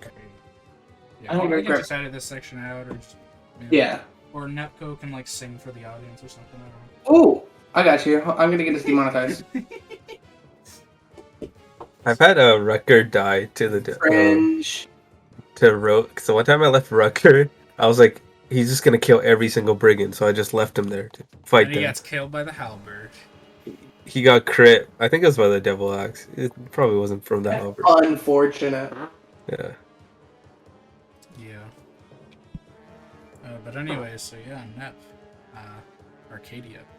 My favorite chapter in the franchise was the most frustrating chapter I've ever played when I first played the game. I hated this It's the case for chapter. everyone. I hated everything Sucks about it. blind. I disagree. It's I- a terrible map blind. But you shouldn't base a map on whether or not you're The playing it blind, best- because that's stupid. I think it is the best blind chapter No, IS has ever designed. no. I also think it's the best Fog of War chapter. For a couple That I reasons. do agree with, but no, it's not a good chapter to play blind. I think Fog of War wise, it is 100% the best blind That's- Fog of War no. chapter they've Heck, ever it's designed. Think of the better Extremely one. punishing Think of the better blind. one. Yeah. Here's the thing about it though. Think about the enemy locations. Think about all the enemies that are near you when you spawn. They're extremely weak and they're not likely to even one round Sophia of all units. What do you mean? Like the Wyverns would? No, the Wyverns aren't near you though. And they don't start moving until you start moving closer to them. Uh-huh. The Wyverns up top, unless you Yeah. know they're there and you move up there, it's going to take multiple turns for them to even reach you. And they're designed so that if you're not rushing up top, which you have no reason to because you can see that your objective is on the right, I mean, you have no reason to think you should even have to go up top. Because think about it, in a blind playthrough, you don't know what's up there. You don't know if anything is even up there, and you might die if you go up there. So you play it smart and cautious, and you don't even fuck with it. You don't know that there's items on the ground either. Yeah, you don't know that. You have no way of knowing that, which is part of the point. But the faster route to get to the throne would be going up. So no. You don't go to the left and up. You go to the right and up. You go to the right and up. When the first one moves, it'll move into position so that it's outside of its attacking range to you, so that you'll see it, but it won't be able to hit you. It's really smartly designed. The only things that are designed to be able to hit you outside of your vision are the silence and sleep staffs. If you're a 5-head running in there with Sophia anyways up front, then you deserve to lose. 5-head is big brain. 4-head is small brain. Is that how it works? Yeah, 5-head is giga brain plays. Yeah, that's Sophia up front to get experience. Yeah, of course, yeah. But yeah, the map is very, very expertly designed to push you away from where the wyverns are. So the wyverns are at the bottom of the map, and they are at the top left of the map. They're also on the far right of the map, in front of the city, but you'll see them before you can fight them. You'll have time to adjust. So it's never designed so that the wyverns will come out and attack you. No, I've had Sophia get killed by a wyvern in the fog. Where was she The standing? bottom or the top? From the right side. From the right side? Yeah. Because it was turn 1 too, actually. Where did you move her? She was picking up the silent stuff. That's why. Yeah, if she moves down into the right, the wyverns will punish you for it. Yeah, which is kind of cringe. On a blind playthrough. Why would you send Sophia there on a blind playthrough? The reason the blind playthrough... I didn't. That actually happened on a playthrough where a recent playthrough, which is... the reason I think the blind playthrough works so well is assuming the player knows nothing about the map, and they're 100% nothing about it, and their only instruction is to get to the throne that they can see, and it's very clear by the layout of the map which way you're supposed to go. It is quicker to go top and then to the right. I've never heard someone say they enjoyed playing that map the first time. I didn't. Frustrating. I hated it. I thought it was the worst map ever made. The thing is, it's perfectly designed, but it's frustrating to play if you don't play into its design the first time. I thought I was smart. I was like, I'll be smart and move my units in this direction instead, and I was fucking murdered by wyverns. And the game is punishing you and telling you, no, you're not smart enough yet. You don't know enough about this map. You're going to play it this way. And I think that's interesting. And if you do play it that way, if you play it that way and you play it cautiously, the map never fucks you over. It gives you units who clear the status effects. So like one, you have Saul, you have Ellen, who if you've trained at this point for whatever reason, you have what is her name? Who while only having 2 movement can restore, which is important. Mm-hmm. You also have 3 flyers at this point, one of which being Milady, who can be promoted. So you're never given a piece of, you're never not given a piece of the puzzle. You have every piece of the puzzle. It's just that's every chapter though. Right. Yeah, but people specifically point out this chapter, even on every chapter on a blind playthrough, you have the puzzle pieces. So if I go to chapter what? Okay, so Fire Emblem in general as a game is simply you have a puzzle and you have the tools to solve the puzzle. That is strategy games. I think don't get me wrong, Arcadia is one of my favorite maps, and I think it is also one of the best maps ever made. But it's not good blind. It's very good when you know the map, when you were learning it. But it's fucking terrible to play the first time. It's just a different map. It's a lot of trial and error, you know what I'm saying? You go through it. The first time it's a horror map. Yeah. Genuinely, the first time it's just not fun. It's just not fun the first time. I hated the map. That's why I learned to beat it fast. I think looking at it, okay, well this is really fun when I know how to do it. I think looking at it like a traditional Fire Emblem map is the wrong way to look at it, or that's a weird way to say it. I think looking at it like a traditional Fire Emblem map doesn't do it any pointers. But if you look at it like a horror map, like it's supposed to scare you, like it's supposed to be unnerving. You have all these brigands in the back who you can't see, but you know are coming for you. You have, after you re-encounter your first wyvern, you don't know how many more there are. You don't know where they are, but you know they're there. Same with the heroes. No promoted enemy, besides the bishop with the silent staff, can reach you before you see them. Unless you were in, say, fly Milady out into the middle of middle of a hill.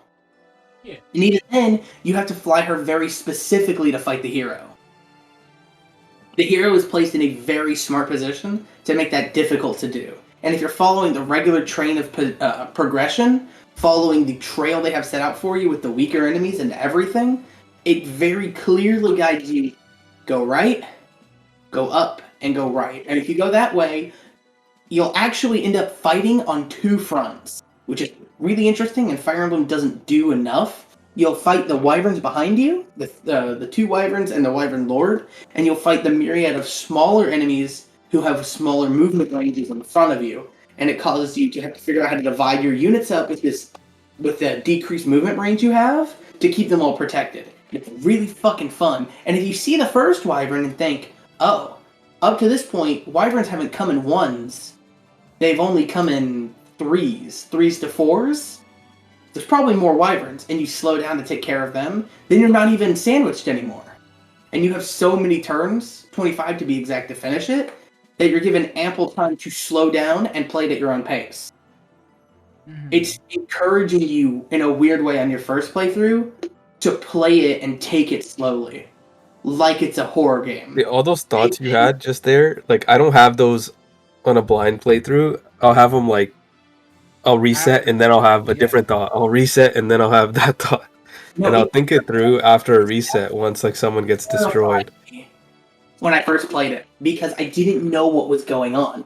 Status effects were being flung at me, and the first time you play it, it's unfair. Because you have no way of knowing that status effects are going to be used against you. Yeah, you don't even equip to restore stuff. That's part of the fun. That's part of the fear. Knowing that out of no... Because at this point, you haven't... what is it? Have you seen a Berserk staff to this point? I don't believe so. No, I don't think so. I think this would have been the perfect place to introduce the Berserk staff, actually. Isn't Berserk 16 hex? The first Berserk? 16? 16x. Yeah. I think this would have been the perfect place to introduce the Berserk staff to help reinforce that feeling of dread, that out of nowhere, someone you can't see is going to transform one of your allies into an enemy. And because you're in the desert, you're going to be in a more clumped formation. I really like that idea. Going with the idea that this is a horror map, which it most certainly is designed to be. Especially because when you reach an area where you have stable footing, the city, that's when the enemies ramp up and the wyverns below you start moving upwards, and the heroes start closing in. The map is constantly forcing you on edge and having you make decisions with less information than what you're comfortable with.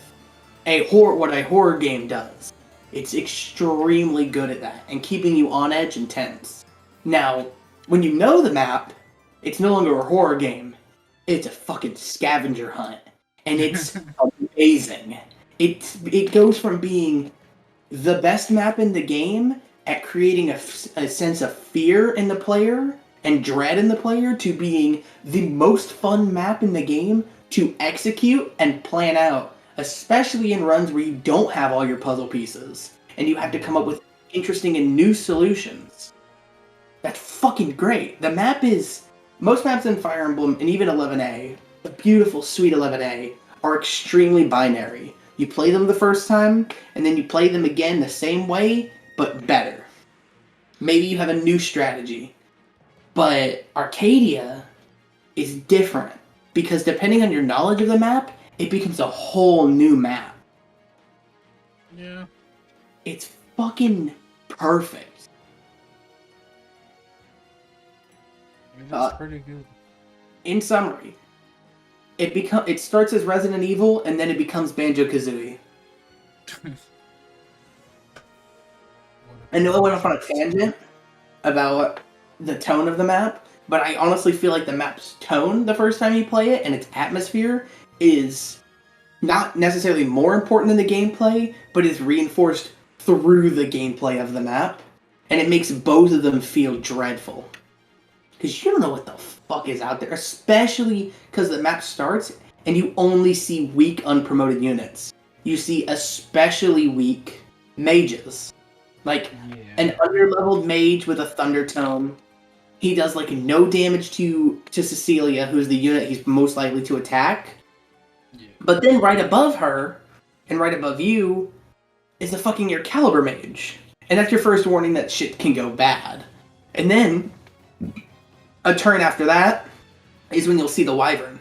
And he's just a regular Wyvern. It's not the Wyvern Lord. And he's even got a Steel Lance, so he's weighed down a little bit. But if you've been, like I mentioned before, perceptive with the game before this, you'll realize there's definitely more Wyverns. Because there's not been a single point in the game where Wyverns have appeared, and there haven't been at least 3 of them. Yeah. Chapter 7, there were 3 Wyverns. Chapter 12, the reinforcements are a whole batch of fucking Wyverns, which you do have a chance of not seeing. And then... Yeah, it's not even hard to Chapter beat the chapter before they show up. Yeah. Chapter 13... I do want to say, on the first playthrough, you probably, be spending more time getting all the chests and stuff, and you probably will see those Wyverns. In 12, yeah. Yeah. And then Chapter 13, there's a pack of Wyverns, also in 3, that move out towards you, reinforcing this idea that Wyverns move in squads of 3. Which, even in this chapter, they do. There's There's 4 squads of 3 Wyverns. No, there's 3 on the squads of 4. There's 3 on the top right, 3 in front of the city, and then a squad of 4 on the bottom, or 2 squads of 4 on the bottom. But it's 2. Third, fourth. Is it 4 on the top left? Yeah, they are 4. Okay. Well, that's just another way the game subverts your expectations on this chapter. You beat 3 of them, you're like, oh, I fucking got them. And then the 4th one shows up, and it's terrifying. Yeah, it's 3 regular Wyverns and 1 Lord in each group. It's like when you get through an area in a horror game, and you're like, cool, I did it. There's nothing more here to mess with me. You open a door, and there's another trench you have to go into. That feeling of dread. The first time I played this map, I don't even remember the Wyverns being that much of an issue. They're not, because they're very, very specific. Once I found out about them, I said, haha, Rutger, grab the Wyverns, or the Worm Slayer, and go up. The first time I played, I already knew there was going to be hidden items here, so I actually looked it up. And I saw all the enemy locations. So many ways to deal with Wyverns as well, and archers have less penalties than most classes, so they have air caliber too. Yeah, Klein he comes with air caliber. It's 4, I think. Yeah, archers have 4 instead of the 3 that most classes have. You're given Milady, who can stand toe to toe with all of them, including the promoted one. You have legendary weapons at this point. If you've gone to the, you have at minimum Durandal, because most players probably won't let Lilina die on their first playthrough. They'll probably reset it. Sure. And it's very easy to keep her alive. Yeah. Especially because if you're playing the game the first time and you're most people, you're paying attention to the story, and in the story she's important. Roy is very, very beat up about trying to save her. Yeah. So you'll probably try to keep her alive. So you're going to get Durandal. And Durandal is very good at wiping these boys out, no matter who is wielding it. Rutger moment. Yeah, Rutger just goes burr. Yeah, man, Lance. Smile. Unironically, he could. Get him up to S-rank swords, he'd wipe all of them. Have fun moving 2 squares per turn. You could 3 per turn. What? Not a horse. Oh yeah, Lance. I was thinking Rutger, I'm sorry. Give him the boots, he'll move 3 squares per turn. You could also, at this point, have Armads. If you trained an axe user. Which, on your first playthrough, you might not know that axes are... Yeah, Echidna won't have Armads. But maybe on the first playthrough, you trained Lot, or something like that. I remember I did on mine. Just because I thought he was cool. I actually promoted him over promoting Rutger, because I didn't know about the Swordmaster crit bonus. I promoted Deke on my first playthrough. See, I was lucky to have someone in chat say, remote Rutger at level 10 too. I'm just like, okay. But Best yeah, decision ever made. the chapter does so many things to distinguish itself. I can't think of another chapter in the franchise that instills dread in the player by withholding information. Most of the chapters that try to do it are chapters that have you either defending an area, of which it's less dread and more just better preparation. You're not moving into unfamiliar territory. The closest Dread, thing I wanna correct you here. Dread is just, I don't want to do this, which is like fucking every fucking guide and map from what I hear. So Okay, that's a different reason though. That's bad dreading. maps. Okay. Tension. It provides tension for the player. We'll do it like that. I think dread is the correct word because you're afraid. So when you look at the map this way, you're afraid to make any movement because It's every kind time of like a Fog of War thing that happens in a lot of Fog of War chapters. Yeah. Most of the Fog of War chapters though are really, really open. The enemies are very spread out. They're not dense like they are in Arcadia, and they don't do that. And they're specifically made so that they attack you first, so you don't have that chance to experience that tension. Instead, it's all at once. Oh shit! There's an enemy here now. Like Chapter 9. I don't think Chapter 9's a bad chapter, but its enemy layout isn't as smart as Arcadia's. Enemies, if you're moving along the path that the game very much shows you. Chapter 9 is PvP mode. That I'm fucking saying. easy. I'll show you what I thought of when. It's not a hard chapter, but it's designed in a way that the enemies will attack you first. Now, they're weak enemies, is the point. And it's supposed to make you be cautious, but all it teaches you is, oh, these things aren't scary whatsoever. Arcadia does the opposite. The second enemy you're liable to find is an Air Caliber mage who has like 14 magic. He's a fucking scary boy. And then the third enemy you're liable to find is a Steel Lance Wyvern. And those boys are terrifying all the way up to chapter 21. Yeah. Actually, so starting at chapter 7. Yeah, literally. The hardest chapter up to this point was because of those wyverns. So you're intimately aware of how scary they are.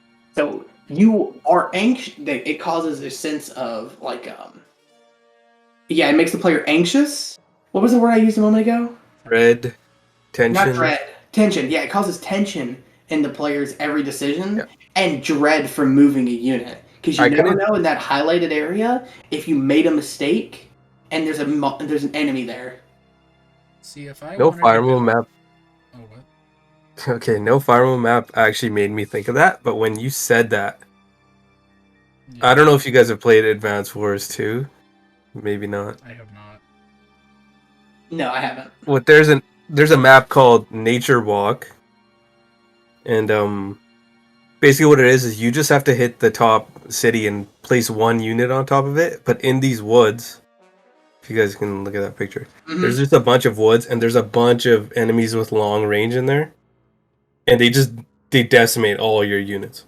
Oh geez. If you don't know where they are, and you have to like sneak through the woods and get to the top, and there's like a shitload of enemies in there, but you can't see any of them.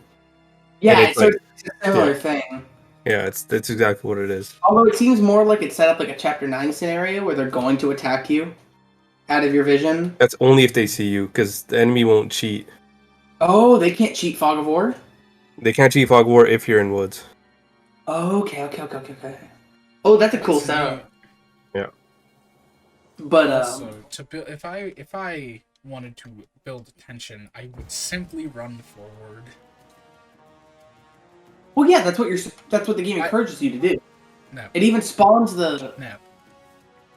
Oh yeah, I get you. I would simply run forward, build tension, and then YRC mix up all of the dragons. Roman cancel. Okay, anyways. Yeah, the YOLO. Oh, yeah, that's YRC. It's YOLO. YRC. I whiffed. Catch this mix up. But I real quick. One last thing about Arcadia. My thoughts on Arcadia are the same thoughts that I have towards, if you've ever played Metroid Fusion. The first I time you played it. play Oh, Fusion, yeah, exactly. it is the same thing. Especially the maps where they actually obstruct your vision. It's goddamn terrifying. Or where you're getting chased and Mhm. it's messed up, Which man. Arcadia can turn into if you Yeah. get sandwiched between if you don't think about the fact that there's That's a the GBA squad one, of right? Fusion? yeah. Yeah. Yeah, I've heard that one's It's like actually also scary. It's like yeah, a I Loki have horror game, basically. it's one of the best. It's so good. But it's not a traditional Metroid in the same way that Arcadia is not a traditional map.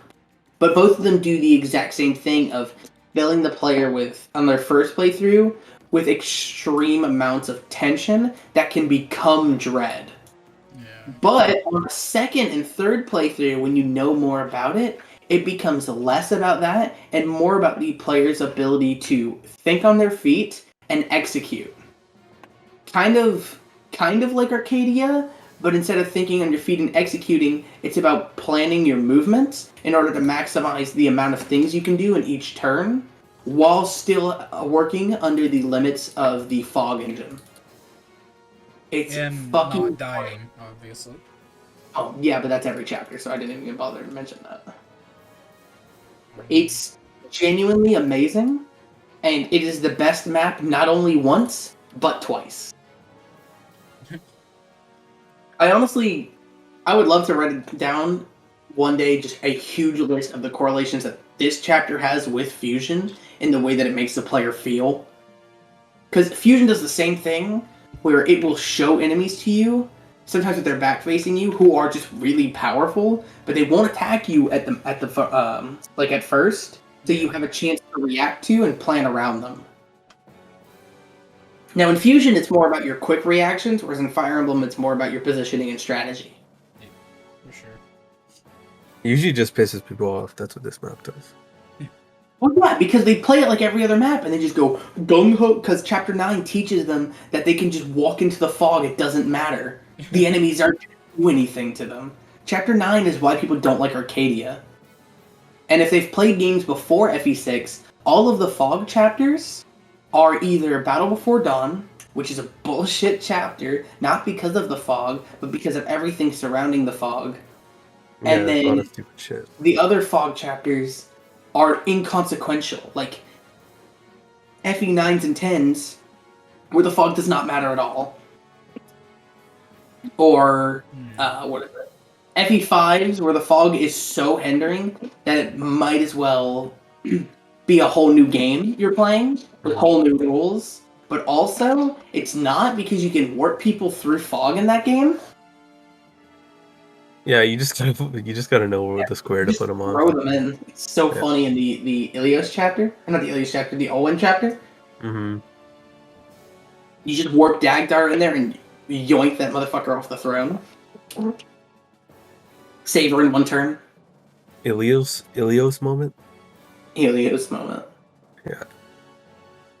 What's funny is if you don't talk to her, you can just finish that chapter, leave her in there, and Ilios Yeah, still you just joins leave you. her, and then you can get Ilios after.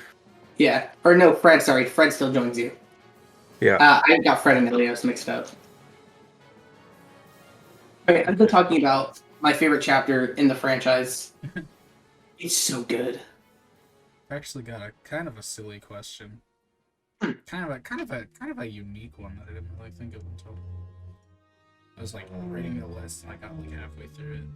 But who is like the worst unit that you've just made like just work? Like in a run? Sophia. Yeah, okay, fair.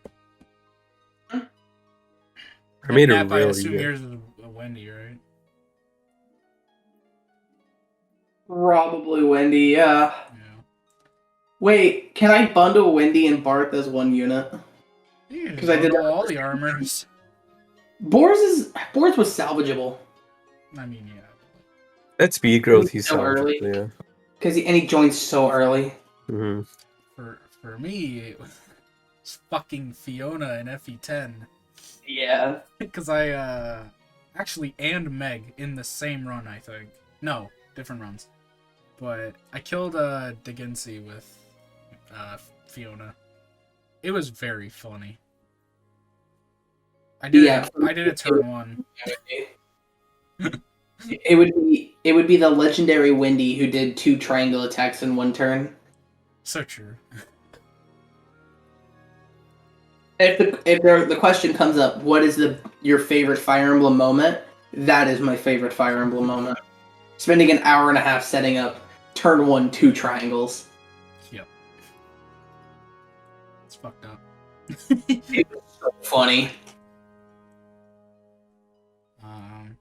Yeah. Yeah, Okay, I have a good question. Okay. What do you guys think about like super annoying recruitments? I think there should be at least one that's like super annoying in every game to recruit one character. It just kind of pisses you off that you have to do it. Are we talking like I don't think FE6 has any of those, does it? Are we talking annoying as in the game tells you need to do XXX and then get this character, or annoying as in the game does not tell you how it works and it's an Easter egg like Xavier? I don't know. I think I'd say like both. I'd say in the middle ground somewhere there. There has to be like hints toward it. Annoying recruitments like Douglas. Yeah, Douglas's FE6 is annoying recruitment. It also kind of functions as a Xavier recruitment because the game doesn't tell you to keep him alive. You just have to figure that out on your own, and it works like an Easter egg. That one is like an Easter egg. Yeah, same with Xavier. Xavier recruitment is so fucking baffling, backwards, fucked up, weird. What recruitment? I've never done it. Yeah, it's fucked up. Which one? Xavier. I thought about it and I was like, fuck this. Because the fucking worst part is you need it for S rank or whatever? Yeah, you need it for double S rank. And you're supposed to match character names with the Armor Knight equivalents for the NPCs. And it goes off of their first letter. Some of them have the same first letter. Yeah. I don't know if it's just stupid. It's very stupid. I don't know if you could literally kill them after they talk. Like, it's so fucking stupid. Or they could die, I mean. They just need to talk. Turn to green. So long as all, 6 of them or 7 of them turn green, you're good. Yeah, I wouldn't want like something to that level, but like in like a new Fire Emblem game, I would want there to be like recruitments that actually like force you to do something difficult. That isn't just like, hey, go talk to this person. I think exactly. Style recruitments that will require you to have like specific, like a specific character in a specific area, and it's just complete secret. Like the game doesn't warn you, hey, you should bring this person and maybe like Stefan. Yeah, Stefan recruitments. Yeah, I like hilarious. Easter egg recruitments are cool. I like how he just shows up. He's like, "Ooh, cat girl pussy." I'm down. Literally stand on one specific tile in a desert map.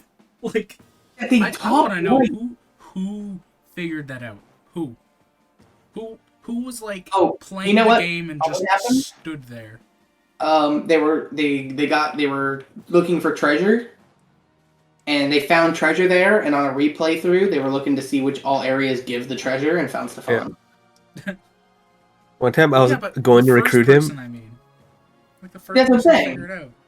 They probably found the treasure up there, exactly, and then sent Leth up there because she's fat, because they don't take as many penalties. I don't think they take anyone transformed, and then had them look for it, and they just stood in the right spot because they wouldn't know where the spot exactly where the treasure spawns is. Mm-hmm. Look for the right spot and find Stefan on accident. Even then, they might have just like put a Bjork there or something, and they got just the sword, and they're like, "Oh shit, you get a sword here," and that's the end of that, right? Yeah. One time I accidentally put a Bjork there, even though I was taking one of the Lagoos there. I was like, "Fuck, I gotta restart." No, but I was talking about like Klein and Tate's recruitment. I really like that one too, where you gotta recruit someone at the bottom, take them to the top or whatever. Cool, because you just put them in the taxi. Yeah, you can do that too, but the first time I did, I walked because I wasn't even like my first time I was playing. The first time I did it, I think I walked. The first time I left, you know what I did? I left Shauna in the top left corner to talk to Thea when she appears. Oh yeah, it was rough. Yeah, that chapter's really hard on your first playthrough. Yeah. To get everything. I don't think I did. Like my first two. I did not. I didn't get any of the items at the end. Like all the archers died, all the pegs died. Two of the Yeah, I villains don't think I got did everything. destroyed. You I know, really wanted the Hero's Crest, so I did that one for sure. here's a question for you boys. Mhm. What keeps you coming back to Fire Emblem? Why do you keep playing these games instead of moving on to something else or playing different SRPGs? I don't Well, move I on mean, to different SRPGs. I don't either. Fuck SRPGs that are on Fire Emblem. No. Well, I'm saying, why? Why is it this series in I particular? can't handle it Because at a they're- slant. I just hate it. I hate it when it's at a slant. It just pisses me off that much. What? A It's slant? isometric view in every other SRPG. It Yeah, pisses me I off hate so it. much. I can't handle it. I wish you had the option to do top down. I hate isometric views. Yeah, it's I like them terrible. in classic like JERPs RPGs though, like Fallout and Baldur's Gate or Divinity. I think it works fine there because it's like I you're just looking. think, like there's just no SRPG like Fire Emblem. Yeah, there really isn't. Like Advance Wars, you like buy units. There's just like fucking 10 characters that exist, and the rest are just like generics. There's not that connection to your army, which I don't. I always say I don't care about the characters and stuff, but I think if they same. were faceless horsemen, like they are in Civilization, if they were just army member, it wouldn't have the same weight that it does. Yeah, as- I wouldn't care nearly as much. 'Cause, There's I a lot of like Advance Wars characters. maps where you can't build units too, though. Like that one that I sent you guys, you can't build units in that map. I definitely want to try out Advance Wars sometime. You should. It's I've really tried fun. Advance Wars. It's pretty cool, but it's just not. I think I It's played just not one it. of them as a kid at my friend Chase's house. He I think had Advanced Wars 1, and I played it on his GBA, and I didn't know what I was doing. I'd say Advance Wars 4 has the best story IS has ever put out. Oh, better than Genealogy? Yeah, better than Genealogy. Good. Finally. That's the one that actually takes like death and stuff seriously. Hmm. Like the other three don't take it seriously. It's like a joke. I think for me, one of the reasons Fire Emblem hits so hard is because its characters. There's just something so visceral about when a character pulls through, and no matter what, like if I'm playing more casually, I'm not rigging. If someone dodges a big hit and then like crits back, that's not a fuck yeah, I got a crit. That's a let's fucking go, Alan. Let's fucking go. I'm popping off for Alan. And Yeah, the gameplay will show you that, right? It won't be like story based. these heroes emerge, Yeah. like the legend of capped speed Alan. Yeah. The greatest cavalier who has ever walked the planet. Stuff like that just will never happen again. These little stories. Mm-hmm. And there's just so And I much think- to FE. Like, it's just like I don't know what it is. Presentation It's is just so much good too. It's so clean. The presentation, the way everything handles, the way you can quickly switch between units, the way equipping works, the balance of the weapons, despite being atrocious in most games, feels fun for the player, and I it gives will say, your options to exploit. I will say, just overall, just the medieval fantasy is sick Mhm. as fuck. It's just sick. Being Yeah. a low fantasy game where magic exists, but it's not this all-powerful god, like Yeah. godly abilities. You can't just like, well, I guess you can raise the dead if you're a demon king, and you can fuck the dead too, apparently. Summoner moment. But magic isn't this Class. all-powerful thing unless you're like a Godo, and you're like an all-powerful sorcerer, and also maybe a dragon. Yeah. Yeah. And there are things that are all-powerful, but when you have them, they're worn down, like the legendary weapons in FE 7 and 6. They're no longer the weapons they were before. They've decomposed down to just being powerful weapons. It's cool. It's fucking great. I love the mythos around things. Yeah. And I think if I'm to get a little bit sentimental about FE, a big reason why I got into Fire Emblem is the point in my life I was at when I played it. There was something that really struck me about everything in FE being determined by what I do. The enemies move based on how I move, and it's recreatable. Everything is in my control. And even if things don't go right, they went wrong because I chose that. I was at a point in my life where I felt like I didn't have that control over it, and I was just being strung along, and everyone was making decisions for me, and that grounding in FE really struck me right. And I think to this day, it's one of the reasons I'm so attached to the series, and even play games that I quote unquote don't like. Good ass series. Yeah, I'm only attached to it because I played a shit ton of Advance Wars, and I had ran out of games, so I started playing Fire Emblem. There's only like 4 of them, and then a couple of super old ones. Aren't there some like spiritual successors to Advance Wars?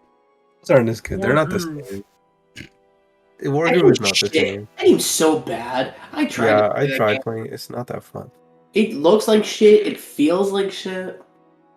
Yeah, I refuse to play it. It's not good. I hate the art style. Dark Deity is the one I'm actually excited for. I don't know if Yeah, you the guys... FE hack. No, it's not a hack. It's it's gonna be on Steam. New game. Oh, is it an SRPG studio game? Yeah, I think so. It's not. What? I think it's an indie developer, isn't it? Well, yeah, but they still use SRPG Studio probably. Mm-hmm. Oh yeah, it looks just like Fire Emblem. And I talked to the devs one time, and they said they weren't gonna make it like Fates, where all the units are gonna have like different skills on the enemies and stuff. And I was like, thank God. It seemed like they knew what they were doing, but then also they were also taking like polls on which classes to add to the game, and I was like, you should just do that yourself. Don't take don't let the people decide. They're kind of cringe. Yeah, people are just gonna vote whatever. I want a Wyvern Rider who only uses staves. What the fuck? He was trained to be a soldier, but has rejected combat and become a man of God. But refuses to leave his dragon behind. Give me flying cleric. So true. We have mounted clerics. Why can't I have a flying one? Soul, but on a wyvern. We don't even have male mounted clerics. Yeah. Just be a wyvern. That's all I want. Make Risso Wyvern. Oh, make fucking what's this? Wendell a wyvern? The Draco Pope? You do. Yeah, he's wyvern though. Yeah, that's what I'm saying. That's like kind of optimal in FE11 from what I've heard. Well, it depends on the chapter. I make him a sniper sometimes too. Yeah, FE11 is really cool in a way that FE12 isn't. Where FE12 has mostly set clear paths where you want people to be all the time. So FE11 early is a lot of switching and experimentation. That FE12 kind of gets by the end because you need different stat cap benchmarks. Yeah. Just because stats are so inflated in that game at the highest level. But in FE11, it's more about the utility that the classes bring and the actual base stat bonuses that the classes give, not their what's the word I'm looking for? Not their limits, like class limitations. Like I need Swordmaster because its cap speed will give me enough to double this one guy, and then it's more like I need Swordmaster so that I have enough speed so that I don't get doubled by this guy, so that I can distract him with this unit, so that I can move my other units forward and not have to worry about it. It's that kind of shit, and that's why I like FE11 so much. And honestly, I think I like it more than FE12, but they're both good ass games. Fair. I will see like tier lists, and like it'll be like one of them will be super high, one of them will be in like F tier. I'm like, how is this even possible? They're very good games. They are different, but they're not that like. I doubt I'm gonna dislike 12. And a lot of the mechanics are pretty similar, even though the gameplay's out differently. It's like FE6 and 7. They have almost all the same mechanics, but FE7 very plays differently. But that's also because like FE6 is like I hate using this term, but like FE6 is a more player-phased game. Yeah, I mean it's a stupid term. I feel like there should be something different for it, but basically like. No, it is a game where the most impact you can make is during your turn. It feels like an actual like a war game almost, where you take your turn, they take their turn, Whereas FE7 and 8, it's It's always your turn. you take your next turn. Yeah, it's FE7. It's really bad. I really hate the enemy phase focused games for that reason. Because it always feels like you're in control. Which, when you get good at the player phase focused games, you are always in control. Yeah. Illusion that you're not. But when you get good, yeah, it becomes even more in your control than the enemy phase games do. But then, because everything is in your control, it's way more fun to plan out. Player phase focus games are just better, and that's how Fire Emblem should be designed. And I think that's why, theoretically speaking, maddening mode is so much better than hard mode in Three Houses. Outside of that's player phase. The other ones are enemy phase. Yeah, maddening is player phase, and I've beaten maddening twice now. I beat it on Golden Deer and Blue Lions, just to see if I liked it as much. And I don't. I stand by what I said in episode 1. It's even worse than normal mode and hard mode because it forces you to engage with the tedious mechanics of the game that waste your time. So if you're going into that, you should be ready for your time to be wasted. Yeah, absolutely. Yeah, a better game. Yeah, that's what. Yeah, well, that's why he says like if you go into it, You shouldn't. You also don't have to eat bugs, but I wouldn't recommend you do that either. What do you mean? It's protein. Yeah, protein, bro. It's a fucking McDonald's with a please just get a Big Mac. Please. Anyways, here's kind of a. I wrote this as 2 different questions, but I guess I can just throw them in the same one. Favorite major and minor villain in the series? Zephyl and Arshan. Hell yeah.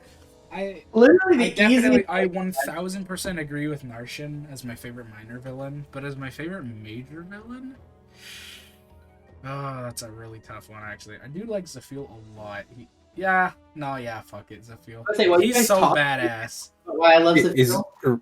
Is Radrick a minor villain or a major villain? Major villain. Major villain? Because Veld is more like the minor villain. Veld is a minor villain. Yeah.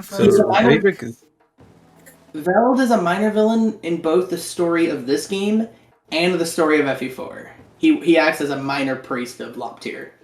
Yeah. But yeah. I don't know. I like Radrick a lot. And Radrick's really good. My favorite part of Radrick is when he can tell his scheme and tell Leaf to go hunt himself down if you use Leaf to block the Paladin reinforcement. Yeah. In the chapter 6, I think it is. It's really funny.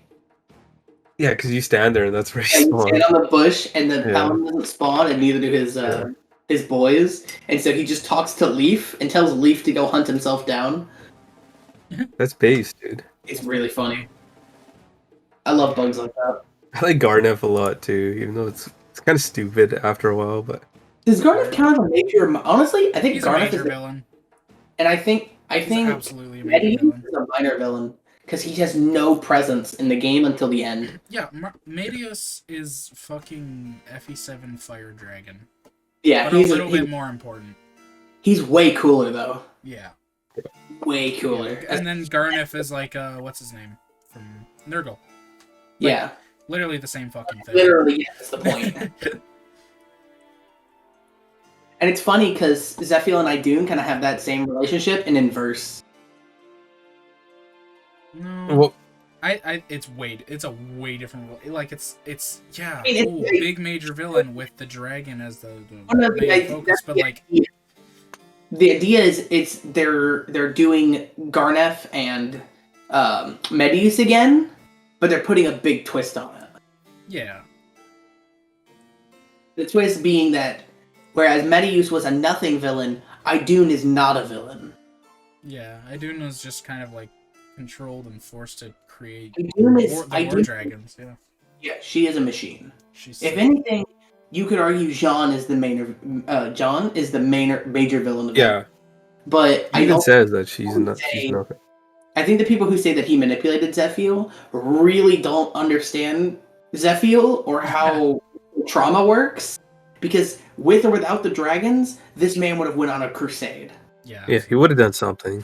And my favorite part about Zephyl, my absolute favorite part, is he's right. The game proves time and time again that he's right. That humans are fucking gross. The people of Alib are constantly willing to turn on and kill Yeah, each you other. see that in the Western Isles. You see it in the Western Isles. You see it in Ilia. When the military takes over the government.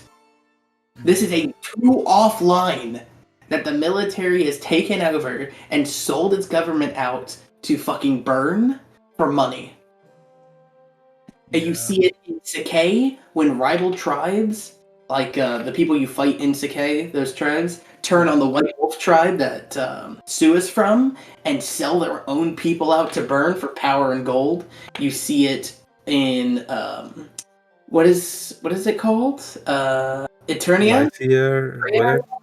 You know, you see it in Lycia at the beginning of the game. Etruria?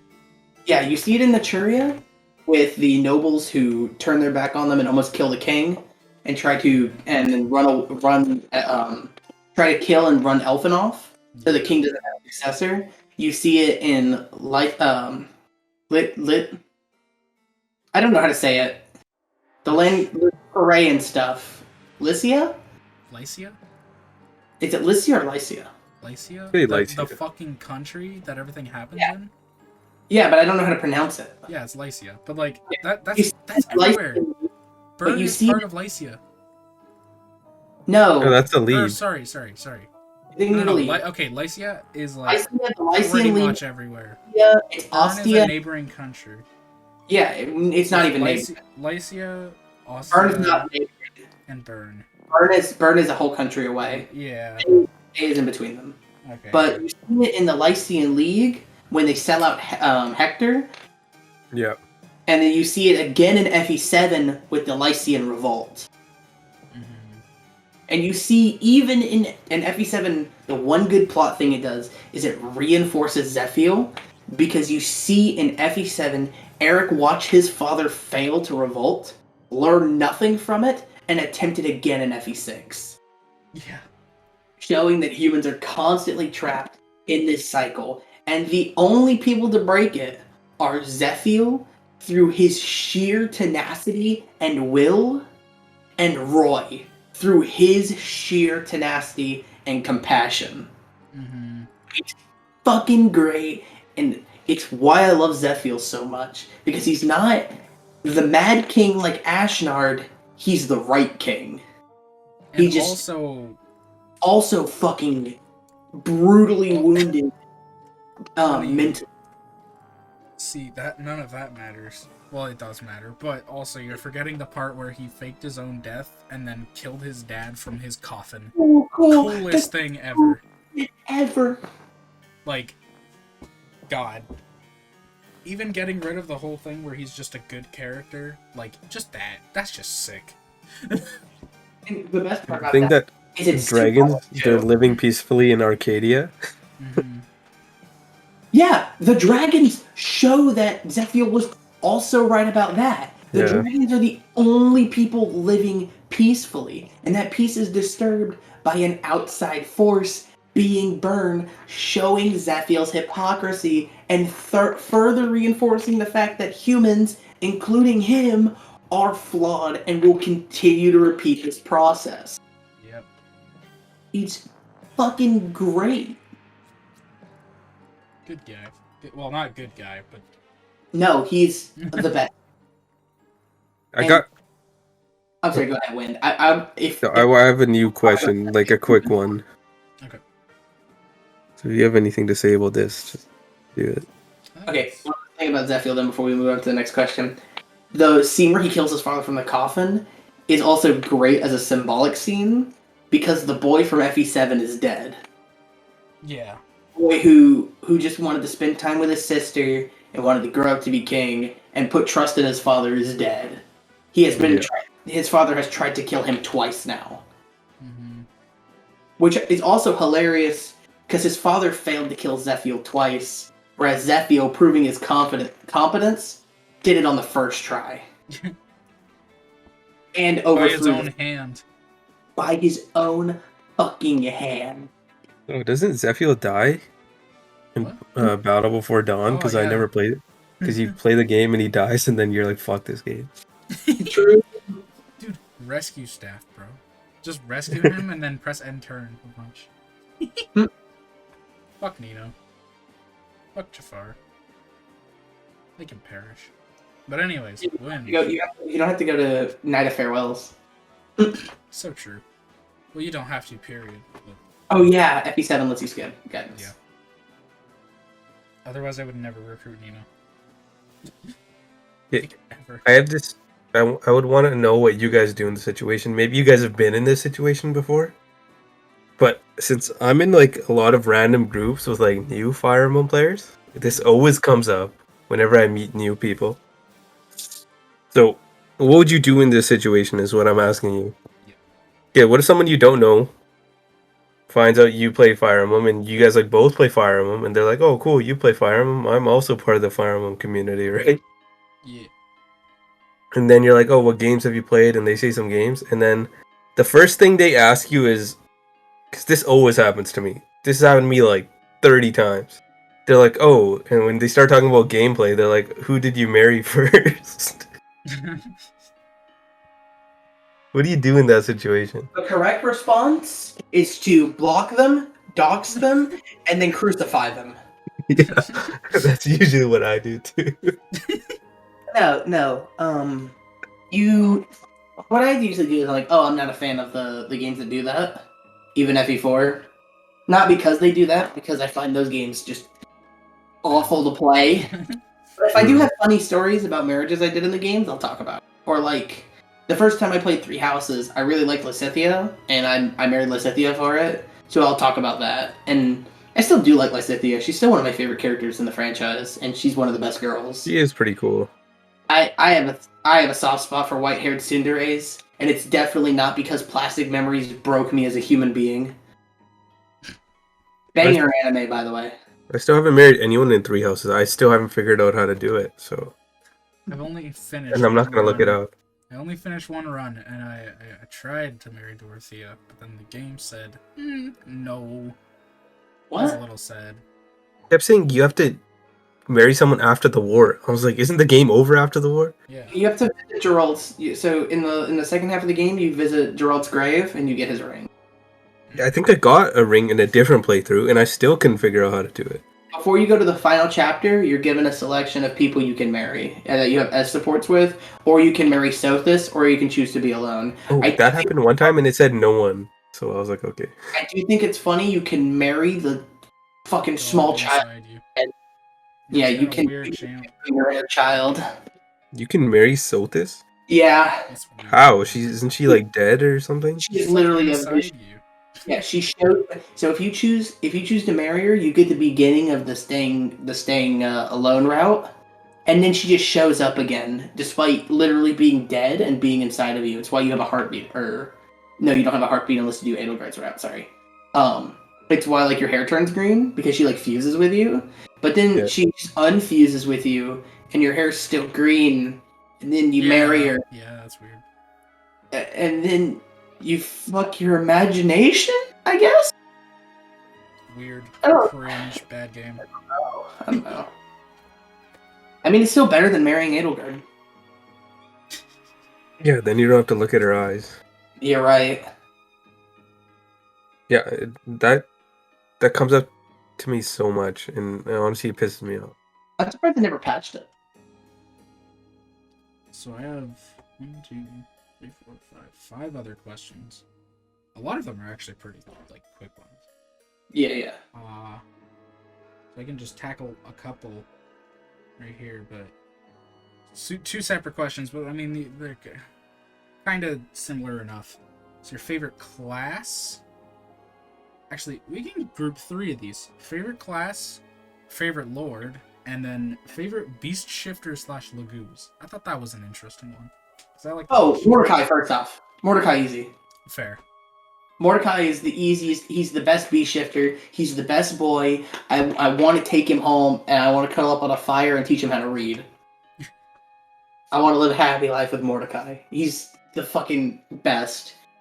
Okay, and then Wind. What about you for like a bee shifter or Lagoos? What's your favorite? Istala. Yeah, fair. You already said that. I'm sure I'm guessing yours is. Mine's probably Voliger Nyla. Or, Yeah. honestly, I didn't say earlier, but also I really like Janaf. You were gonna say liar for a moment. I was having danger signs go off in my head. Janaf is sick. Off and Ulk, you're cool. Yeah. I like their bromance. Favorite class? Favorite class, yeah, that's a good one.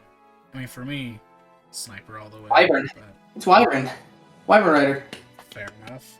I like big-ass dragons. I think I'll go Thief or Bard.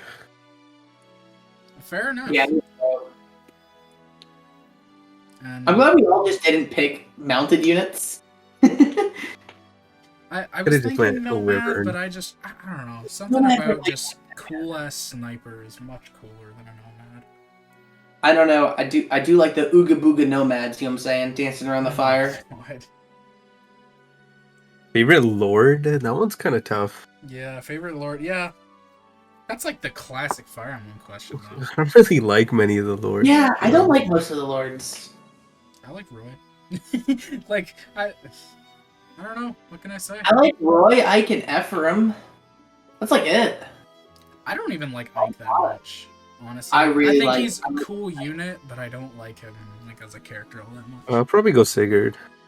So fair. Oh, wow. Yeah, Sigurd's great. I don't like Seliph. I like Sigurd. Carter, who are you gonna pick? Roy? I said Roy. Yeah. I think I'm gonna pick Leaf. I really empathize with Leaf's struggle, and I think Leaf's growth as a character is really interesting. And I think it's great that they show his abilities outside of combat. Mm-hmm. Because he is not a fighter. He doesn't even have holy blood. But except He doesn't have major. No, he doesn't have any holy blood, does he? Yes, he does. He has minor whatever blood. Okay. I pick Sigurd because he falls in love and then he makes a big mistake. So it's relatable to everyone, I guess. Yeah, the prophetic. Yeah. It's relatable to everyone. Yeah. You let your girl get kidnapped and then die. Yeah. Relatable. Sigurd, the ultimate cuckold. Sorry, your girl gets kidnapped, brainwashed, you get cucked, and then you die. Yeah, After you I think figure out you get so- cucked. it's so funny that Arvis waits until he sees Deirdre, then kills Sigurd. That man Yeah. is fucking gross. Arvis is my second pick, by the way, for main villain. Oh, true. Yeah. Arvis is I pretty forgot to scary. bring him up. I was gonna say it, and then I totally blanked. Easy second pick. Yeah, he's really good. Even in Gen 2, he's like, he's like, And he's just like Gen a 2, really well-written character. I like Arvis a lot. in Gen 2, he's kind of a minor antagonist who turns into a bro by the end. Yeah. Because he just knows. He's just like, yeah, I have to die here. Yeah. He's like, well, I fucked up. I should not have fucked that woman. But... I should not have fucked my half-sister. This was a Oh my mistake. god, I fucked up so bad. My incest babies are gonna create incest babies. God, Fucking fuck, Julia fuck. and Seliph. Alright, well that's like 3 Isn't focus that questions the gone. canon pairing? I have Isn't Julia the canon pairing? with Seliph? No. I thought that was the canon ending. Because it's supposed Lana to mirror is the canon Deirdre. pairing. I thought it was supposed to mirror Deirdre and Sigurd. That's it's supposed to be weird like- champ. It's Lana, isn't it? Pretty sure it's Lana. Really? The Yeah. fucking dancer? No, Lana is the... No, Lane is the dancer, like Lene or whatever. Are you thinking of Nana? Lana. No, Lana. Lana, the girl with the fluffy hair. I'm misremembering. Who the fuck is this? Fluffy hair. She's, what's his name's brother? Diarmond or whatever his name is? He's in Thracia. Oh, she's Yeah, I did. literally the most forgettable character of all time. Yeah. I always forget she exists. Cringe. Is she actually the canon ending for Seliph? Probably. Yeah. I'm pretty Wow, sure she is. Boring. Very boring. She's boring. At least with Deirdre, there's like a symbolic thing to it, and it's propagating the It's a sister. cycle. That's fucking weird. Yeah, but no, it's supposed to be propagating the cycle of prophecy. It's putting that doubt in your mind that things will stay good.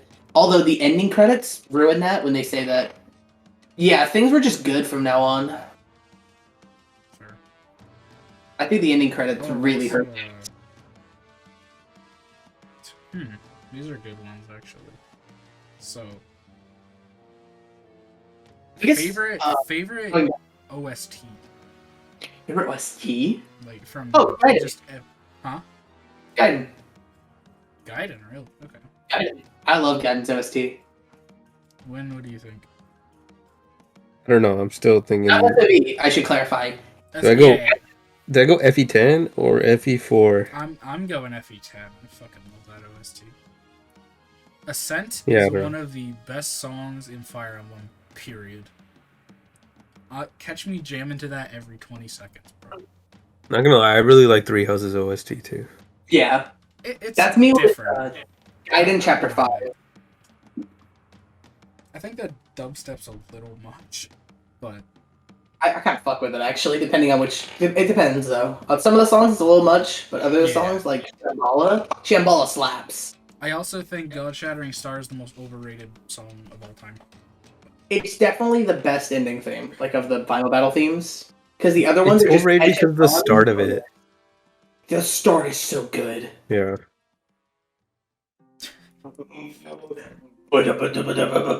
It's fucking dope. Yeah, there's a great little build up at the start.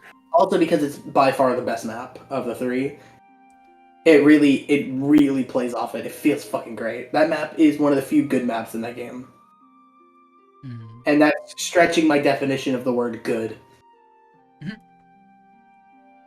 And stretching it very loosely. The last question I had. Alright. This is a doozy. The last question I had. This one's a doozy. Least favorite character in the series? Least favorite? Yes. I gotta fucking think so hard on this one.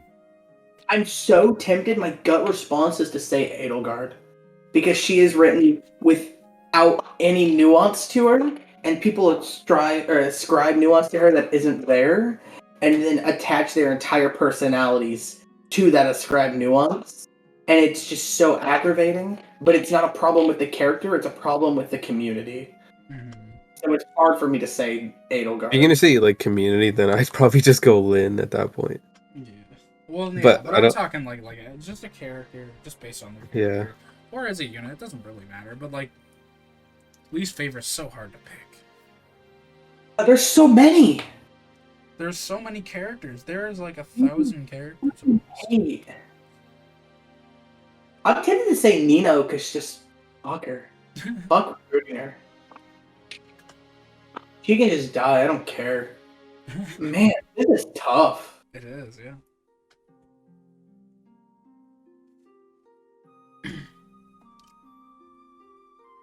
And you could go with villains too.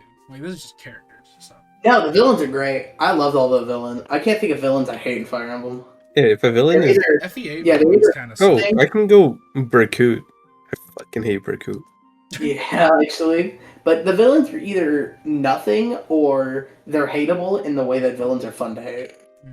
I think Volter's kind of cringe just because he's like lame Narshan, but Yeah, Volter is Narshan if they turned down his narcissism and they upped his insanity. yeah, just made him kind of boring. You know, I'll go Celica because she kind of pisses me off every time I play that game. I don't like Celica. This is such a tough question. I think she's just dumb. Why did I ask this? I think like I'm tempted to say Tharsha, but she's hot, so. yeah, exactly. has Right? no- Like you think like, oh my god, Yeah. this character, and then it's like, wait, okay, but like Wait, I'm what's the attracted to daughter's them name? in some Noir? way. Actually, I got the best one. Noir might be the worst. Noir might be my least favorite. What?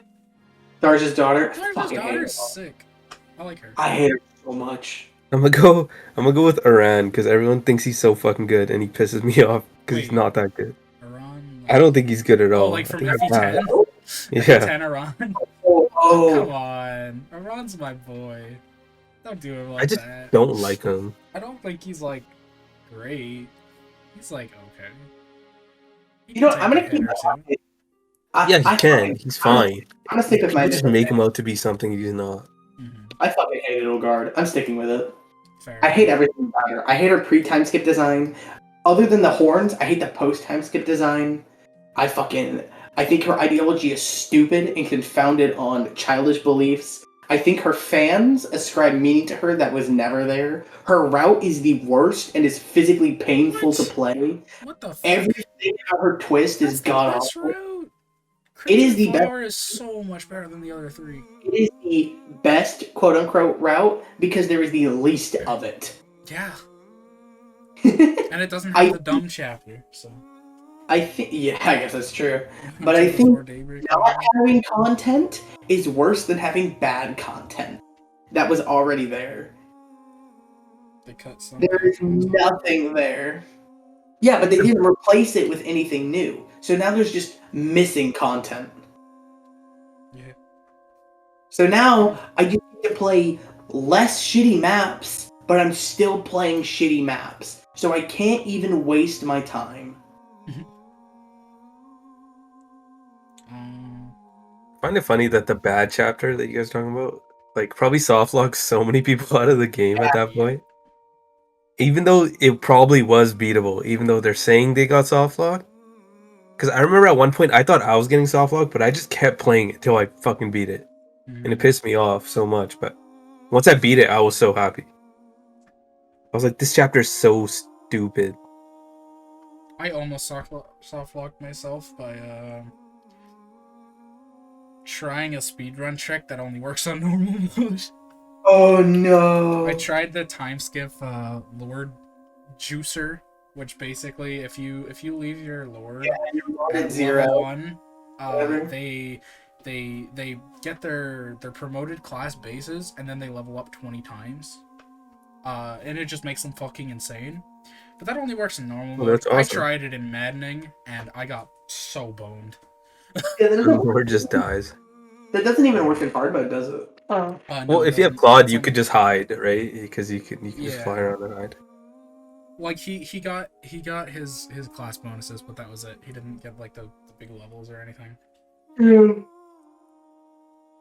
So it was basically a Hilda Byleth solo, because a lot of the other units I was using were not just gold deer, so I had to they don't show up. Actually, Lysithea I was using, obviously. The warp go. Yeah. Oh, but she's a nuke. She one-shots the Death Knight. So true. She one-shots the Death Knight. That's the most iconic I'm having so much trouble figuring out who my least favorite is. And I think if I came back to this question tomorrow, I would have a different answer. Is the thing. It's still hard to think of like who's a character that I just like. I just wonder why people enjoy. Edelgard. My lights are like flickering. I'm just not even thinking about Three Houses because most of the characters just suck. But like. Yeah. I mean, there's Awakening and Fate. Donald. Yeah, I was thinking about Donald. Hate Donald. Fuck that kid. He can go fucking die on his joining chapter. I like Donald for one reason. And it's very important. And Katru, it might change your mind. What? He's a duck in the big dude's video. That's so true, but yeah. He's the duck in the big dude's video. Well, I got one you guys probably hate too. Geitz, because we can never recruit him. Here's the thing, I have not had enough time with him to form an opinion. I've never recruited him. I've never used him. Never recruited. I don't even know what his stat rank is. Actually, I think not my very first. One time I did a Lord solo of FE7. You're a madman. It wasn't on Hector hard mode. It was on Eliwood hard mode, but still. Lin solo, smile. Gee whiz, I sure love rain. But yeah. I don't think. Well, I didn't use Geats when I did that because it was a Lord solo. So I don't know. I don't even think I recruited him. I think it just killed him. But he's on a very bad map, I will say. Yeah, I've seen the map. I've never played it. It looks like dick. It's so much worse than the Lloyd chapter, or like the Lloyd chapter, because the Lloyd Yeah, you can chapter is beat like the Lloyd literally a chapter. fucking 1 turn or 2 Yeah, turn. you can beat either one or two turns. 1 turn if you're like really lucky. Yeah, if you rig. If you get like a fucking like spear crit. Lights are like flickering. I'm hoping the power doesn't go out here because there's like a freaking snowstorm outside. Oh, What good. the fuck? Yeah, snowstorm at the end of May. Alberta moment. Yeah. Yeah.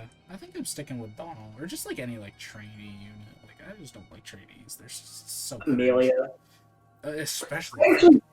I've actually come Ross. to them. Ross is fine. Ross is Ross is fine cool. because he's like salvageable. I love Amelia solely for the Waterlogging amount is of good. work she's caused. I got mine. I got my like I've said a lot of characters, but it's fucking Madeir. Fuck Madeir. I hate Oh, Madeir so much. Fuck Objectively wrong. Jumka trash. Madeir. trash. No, what the fuck is wrong with you guys? Madeir deserves the I'm world. gonna He run deserves. away on my horse, bitch. Fuck Madeir. Madeir's the worst. Yeah. Try to catch me without Kanto, loser.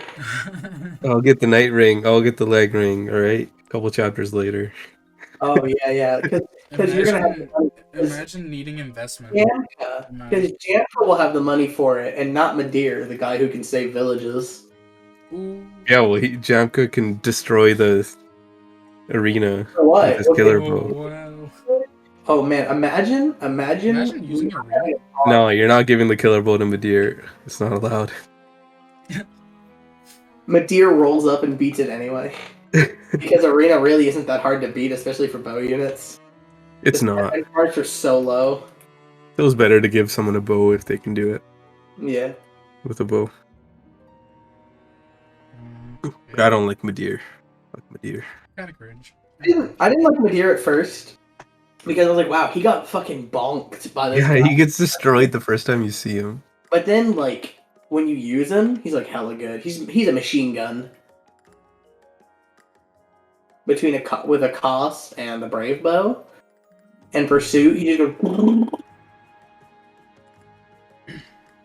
He fucking doubles everything, and then he engages in another round of combat afterwards. Oh, you're talking about Jomki, right? No, Oh, yeah. fair. Jump A, the guy who doesn't have Pursuit or He Koss. doesn't have pursuit. Imagine. No. Okay. Even on So, promotion, he doesn't have it. Off topic, but fuck. He has FP4. pursuit. Fuck Jump doesn't FP4. have Pursuit. Fuck FP4. He has pursuit. Does Jumpy have Pursuit? Yeah, he does. Why is doubling a fucking He has skill? pursuit, adept, and charge. That's not important though. What's important is skills were a mistake. Doubling should just be a thing. Like, that's so lame. It kind of works in FE4. I'm like, His skill set's actually pretty based. it's not that big of a deal there. It's so He do be having lame, no- though. I wish more of the enemies had pursuit. That's the only thing. Oh, actually, am I confusing Jumpka for Madeir skill wise? Also, you can attack You might like be. fucking 300 plus times. Wait, let me check per hour Madeir's. in that game. Dude, Stupid. Madeir he doesn't have adept. He has Yeah, he has pursuit. Pursuit charge. Okay, yeah. So no, I was right about Madeir still. Madeir is still better. He has a horse, so of course. Madeir's trash, and he's a loser, and I hate him, and he can go die. You're cringe.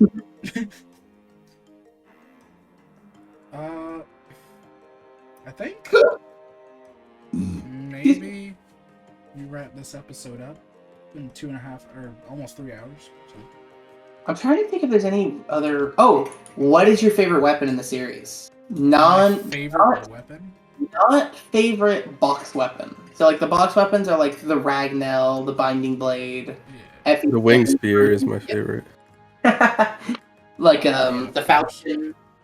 Oh wait, you didn't say rapier, did you? I like rapier a lot. Now legendary weapons are still counted, so like the S weapons in games.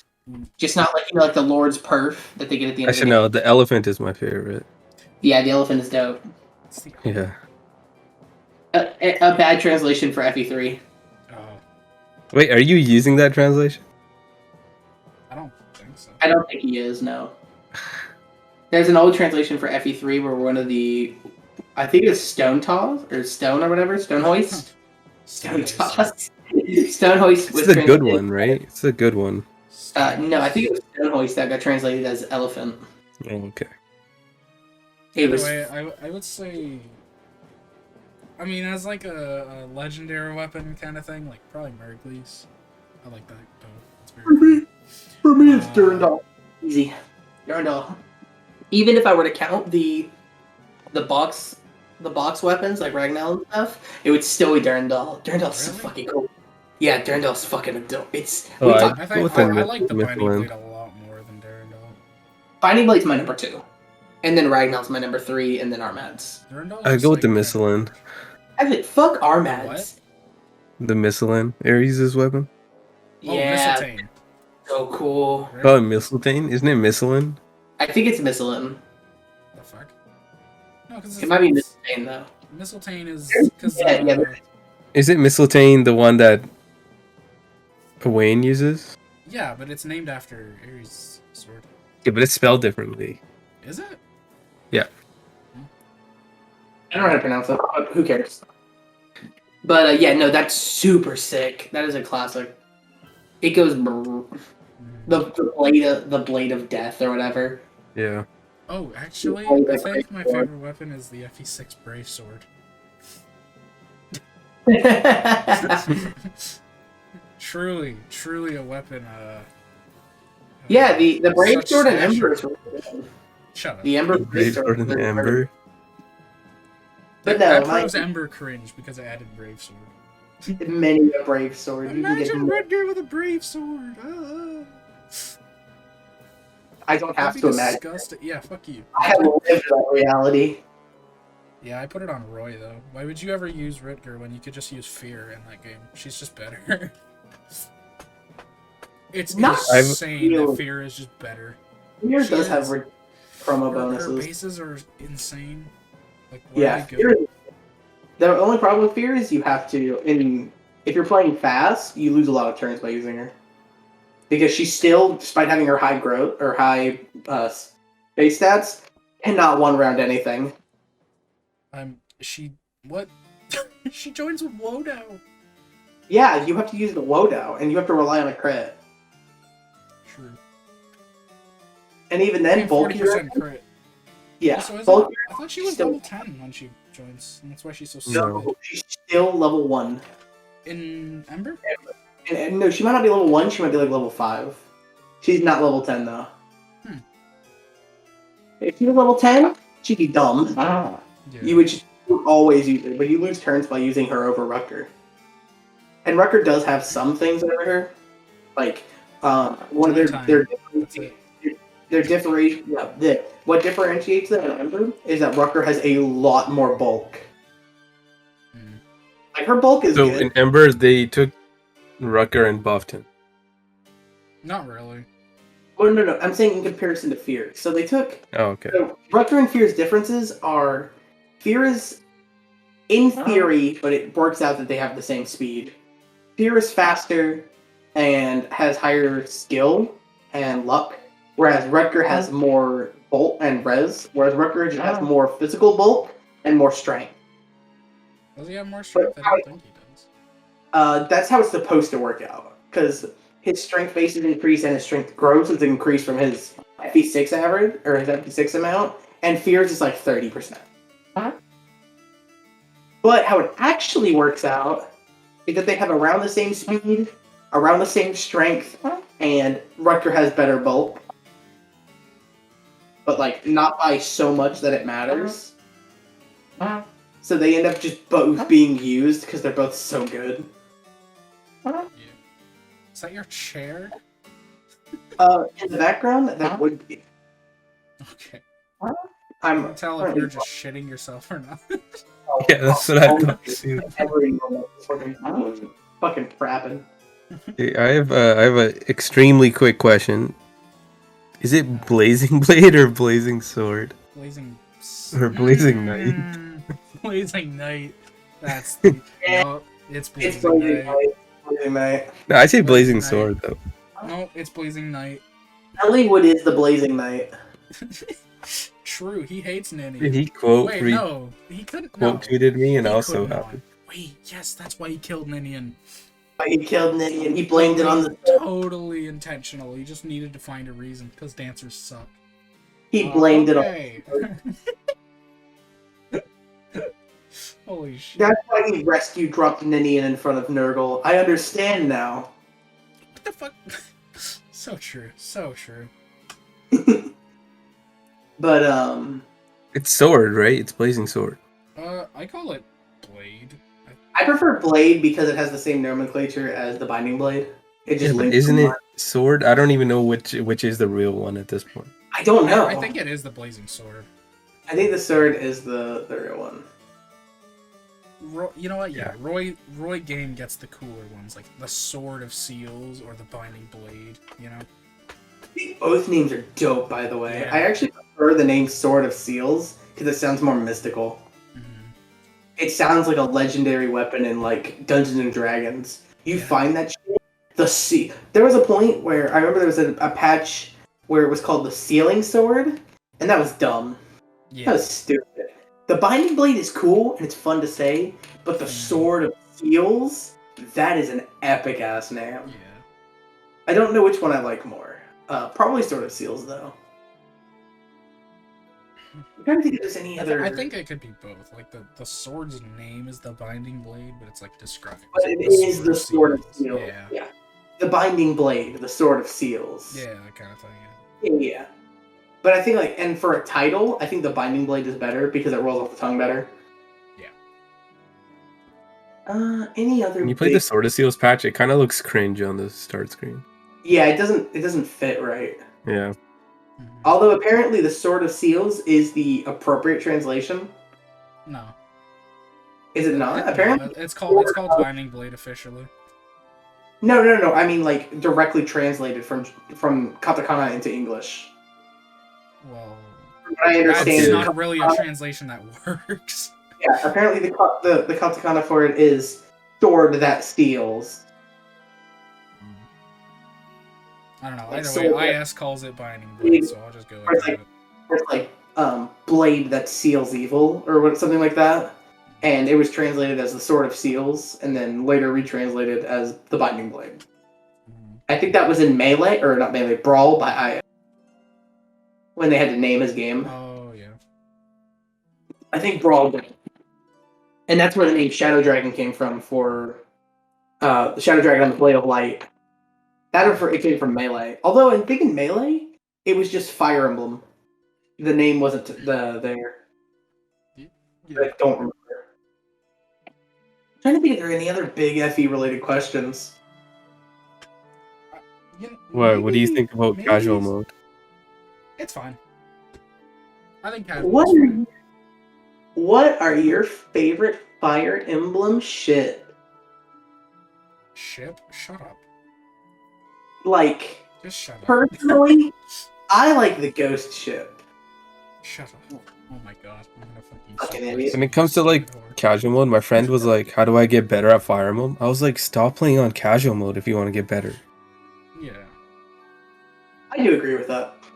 I think casual is fine. There's nothing wrong with casual mode, but it's like I do think looking at Fire Emblem like a game you need to get better at is a weird way to look at FE. Because Yeah, if you want to get play the game more and you just learn. No, if you want to get better at Fire Emblem, you just watch the people that do it. And that's what I said too. I was like, watch some LTC videos or something like that. Yeah, Fire Emblem is not a game about getting better. It's not. It's a game of But understanding. When you talk to someone, you kind of want to get better if you're like new. So I can see where they're coming from. But Yeah, I get that. But it's like it's just you gotta learn. You gotta learn to understand the numbers. You gotta learn how damage calculation works. If you're gonna play on casual mode, you're not gonna be punished. So it's like is to learn how AI works in each game and how AI manipulates. AI is that is the biggest thing. Like, I remember, you guys know who Cyanio is, right? Yes. Yeah. Okay, so he was streaming Ember, and this was my first introduction to it. And he was playing Chapter 21, and if he didn't do something, Percival would die to an enemy. And I'm looking at the board, and I'm like, oh, just move Molinis into his range. And he's like, why? I'm like, oh, well, enemies in this game will prioritize damage over killing, and if they could kill either character, they'll kill the character they can do the most damage to, and take the least amount of damage from. And he's like, well, I don't know if that'll work, but let's try it. And then fucking Percival lived and Merlin's died. Because I'm a god. And I've been playing this game for too long. And that's like one of those things that you just learn from playing the game or reading up on the game from sites like Serenus. Watching a Don video. Yeah. I think I learned that particular trick about damage manipulation from Don. Oh yeah, Don, like, you definitely want to watch some of his playthroughs of like the games that you want to play. You'll watch his playthrough of it, and you just. And the thing is, you don't even waste time watching his videos. They're so short, so fast, and he runs through the game so quickly, and you learn a lot. I think looking at Fire Emblem like a game series you need to get better at, like it's like a competitive shooter or something, is kind of ruining the fun. I think it's a game. I don't think you get better at Fire Emblem, like in execution. Maybe you get faster doing your inputs, and your muscle memory gets better.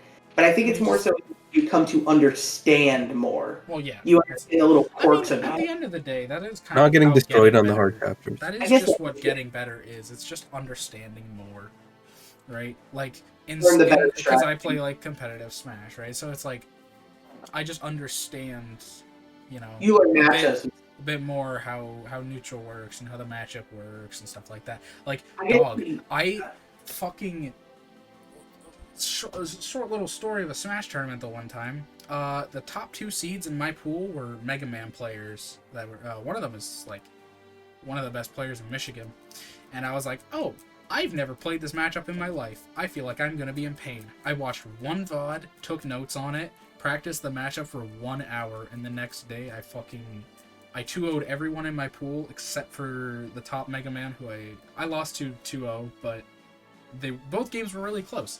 So it really comes down to understanding, right? Like figuring out what works. And that's like everything. Getting better at everything is just understanding more, right? Like, yeah, it's just like learning a matchup in a fighting game is like learning better strategies in a map. Yeah, exactly. Like learning, I should poke with this instead of this in this matchup. It's like learning, okay, so I should put my cav here. I should put my cav here, and I should rescue drop my feet over this river so he blocks this reinforcement. Mm-hmm. It's stuff like that. The difference is there's a lot more, you know, the difference it's is reaction versus there is like planning versus reaction. Well, no, I think fighting games there's a lot of planning too. There is planning, but like once you're even in mid match, yeah. There's planning like, okay, I'm gonna poke, and when he does this, I do this kind of thing. But like you have so much time to prepare. In high level FE quotation marks, it's all about planning everything to the most minute detail. You literally plan out the fucking run. Yeah, you can kind of wing it in fighting games and have you can have a game plan, but in FE you have a roadmap. Yeah, and that you follow very stringently.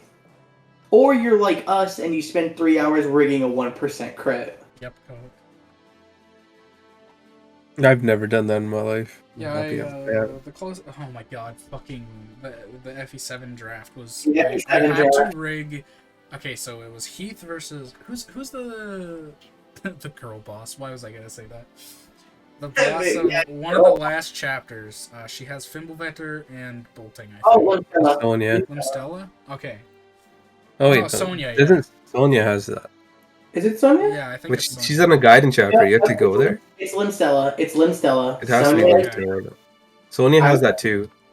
But so I had Heath there. Heath had to. So fuck. How did it work? I worked with fucking Sarah.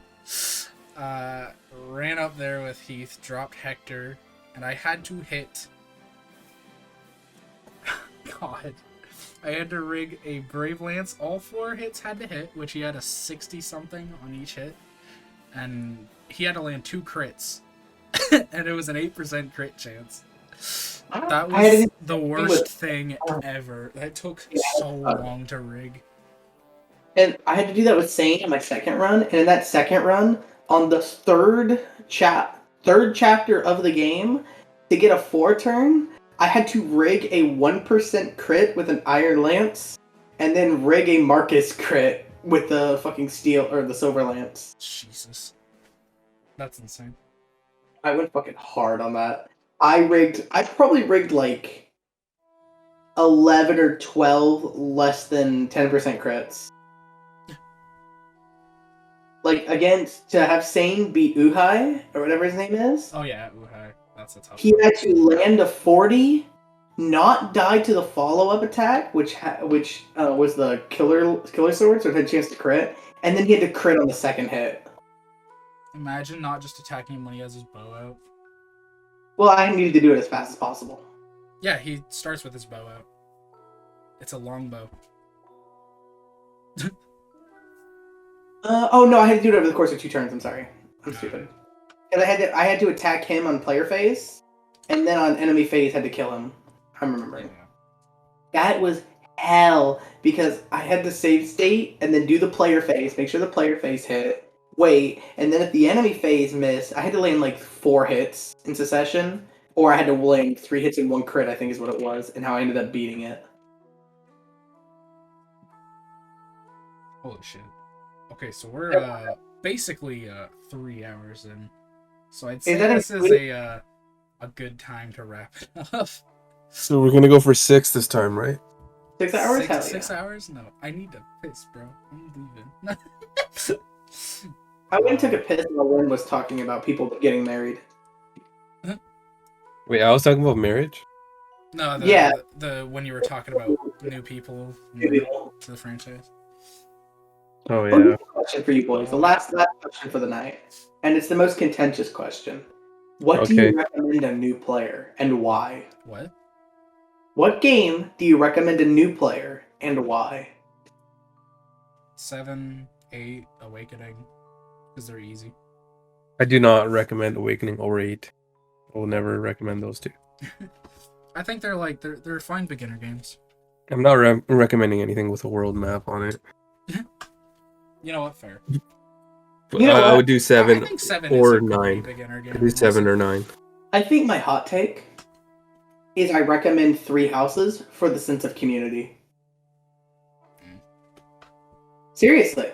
I go with 7 or I 9. get it, but When you recommend 3 Houses to someone, it's such an easy game to get into because it's, relatively new, it's on the Switch, everyone has a Switch, and the 3 Houses community is probably as big, if not bigger, than the Fire Emblem community.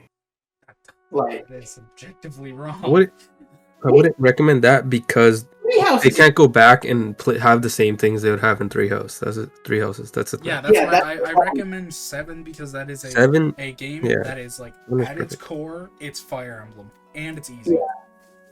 I think 3 Houses is what you would recommend someone who's looking for a sense of community with a game. So, like, if someone's like, "Oh, I get into To games." be fair, like the greater Fire Emblem community, they love FE7.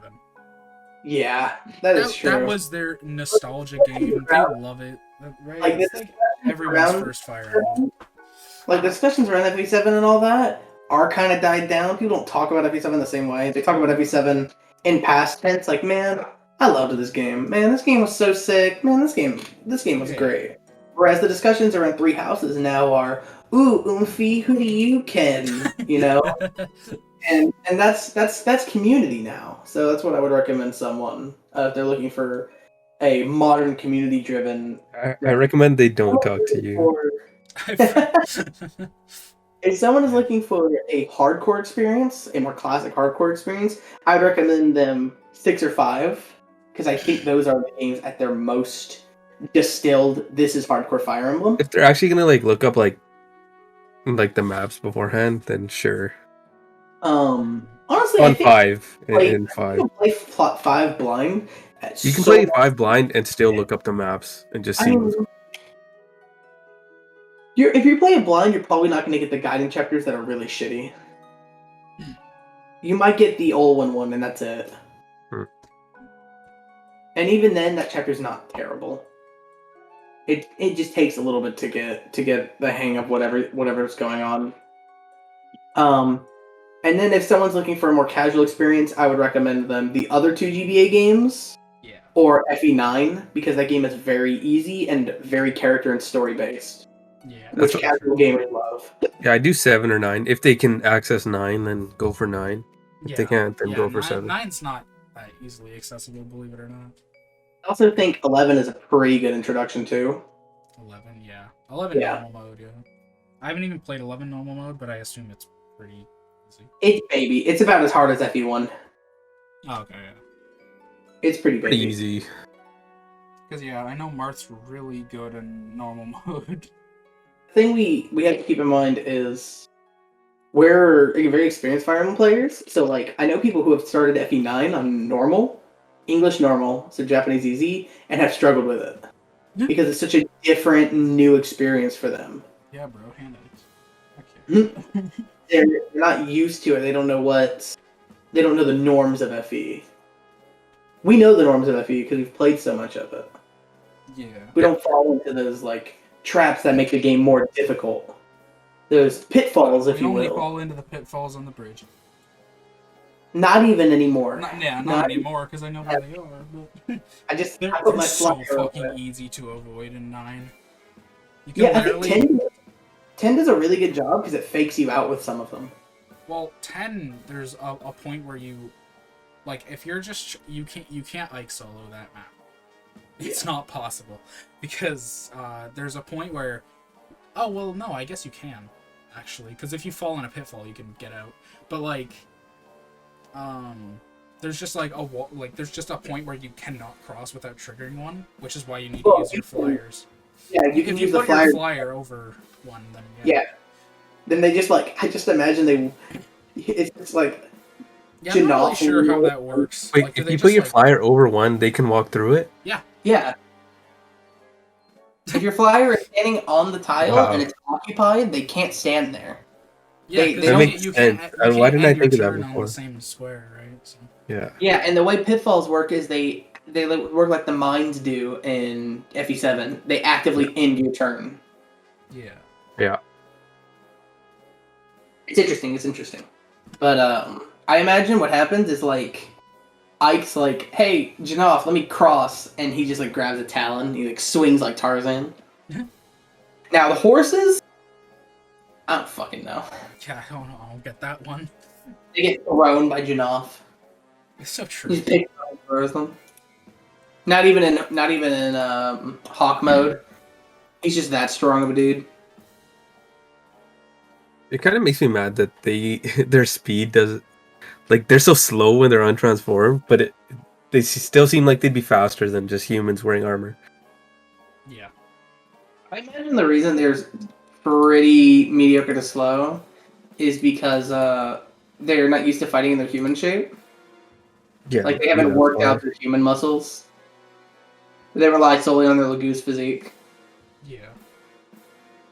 Which begs the question of, if I get strong as a human and then switch to Lagoose, do I become powerful Lagoose, or do I just stay strong Bjork?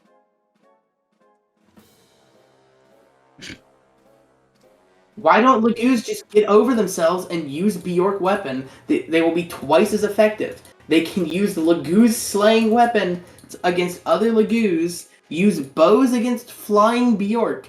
If Lagoos would get over their own asses and use Bjork weapons, they would just beat the Bjork. Yeah, they actually would. They can fight them in both forms.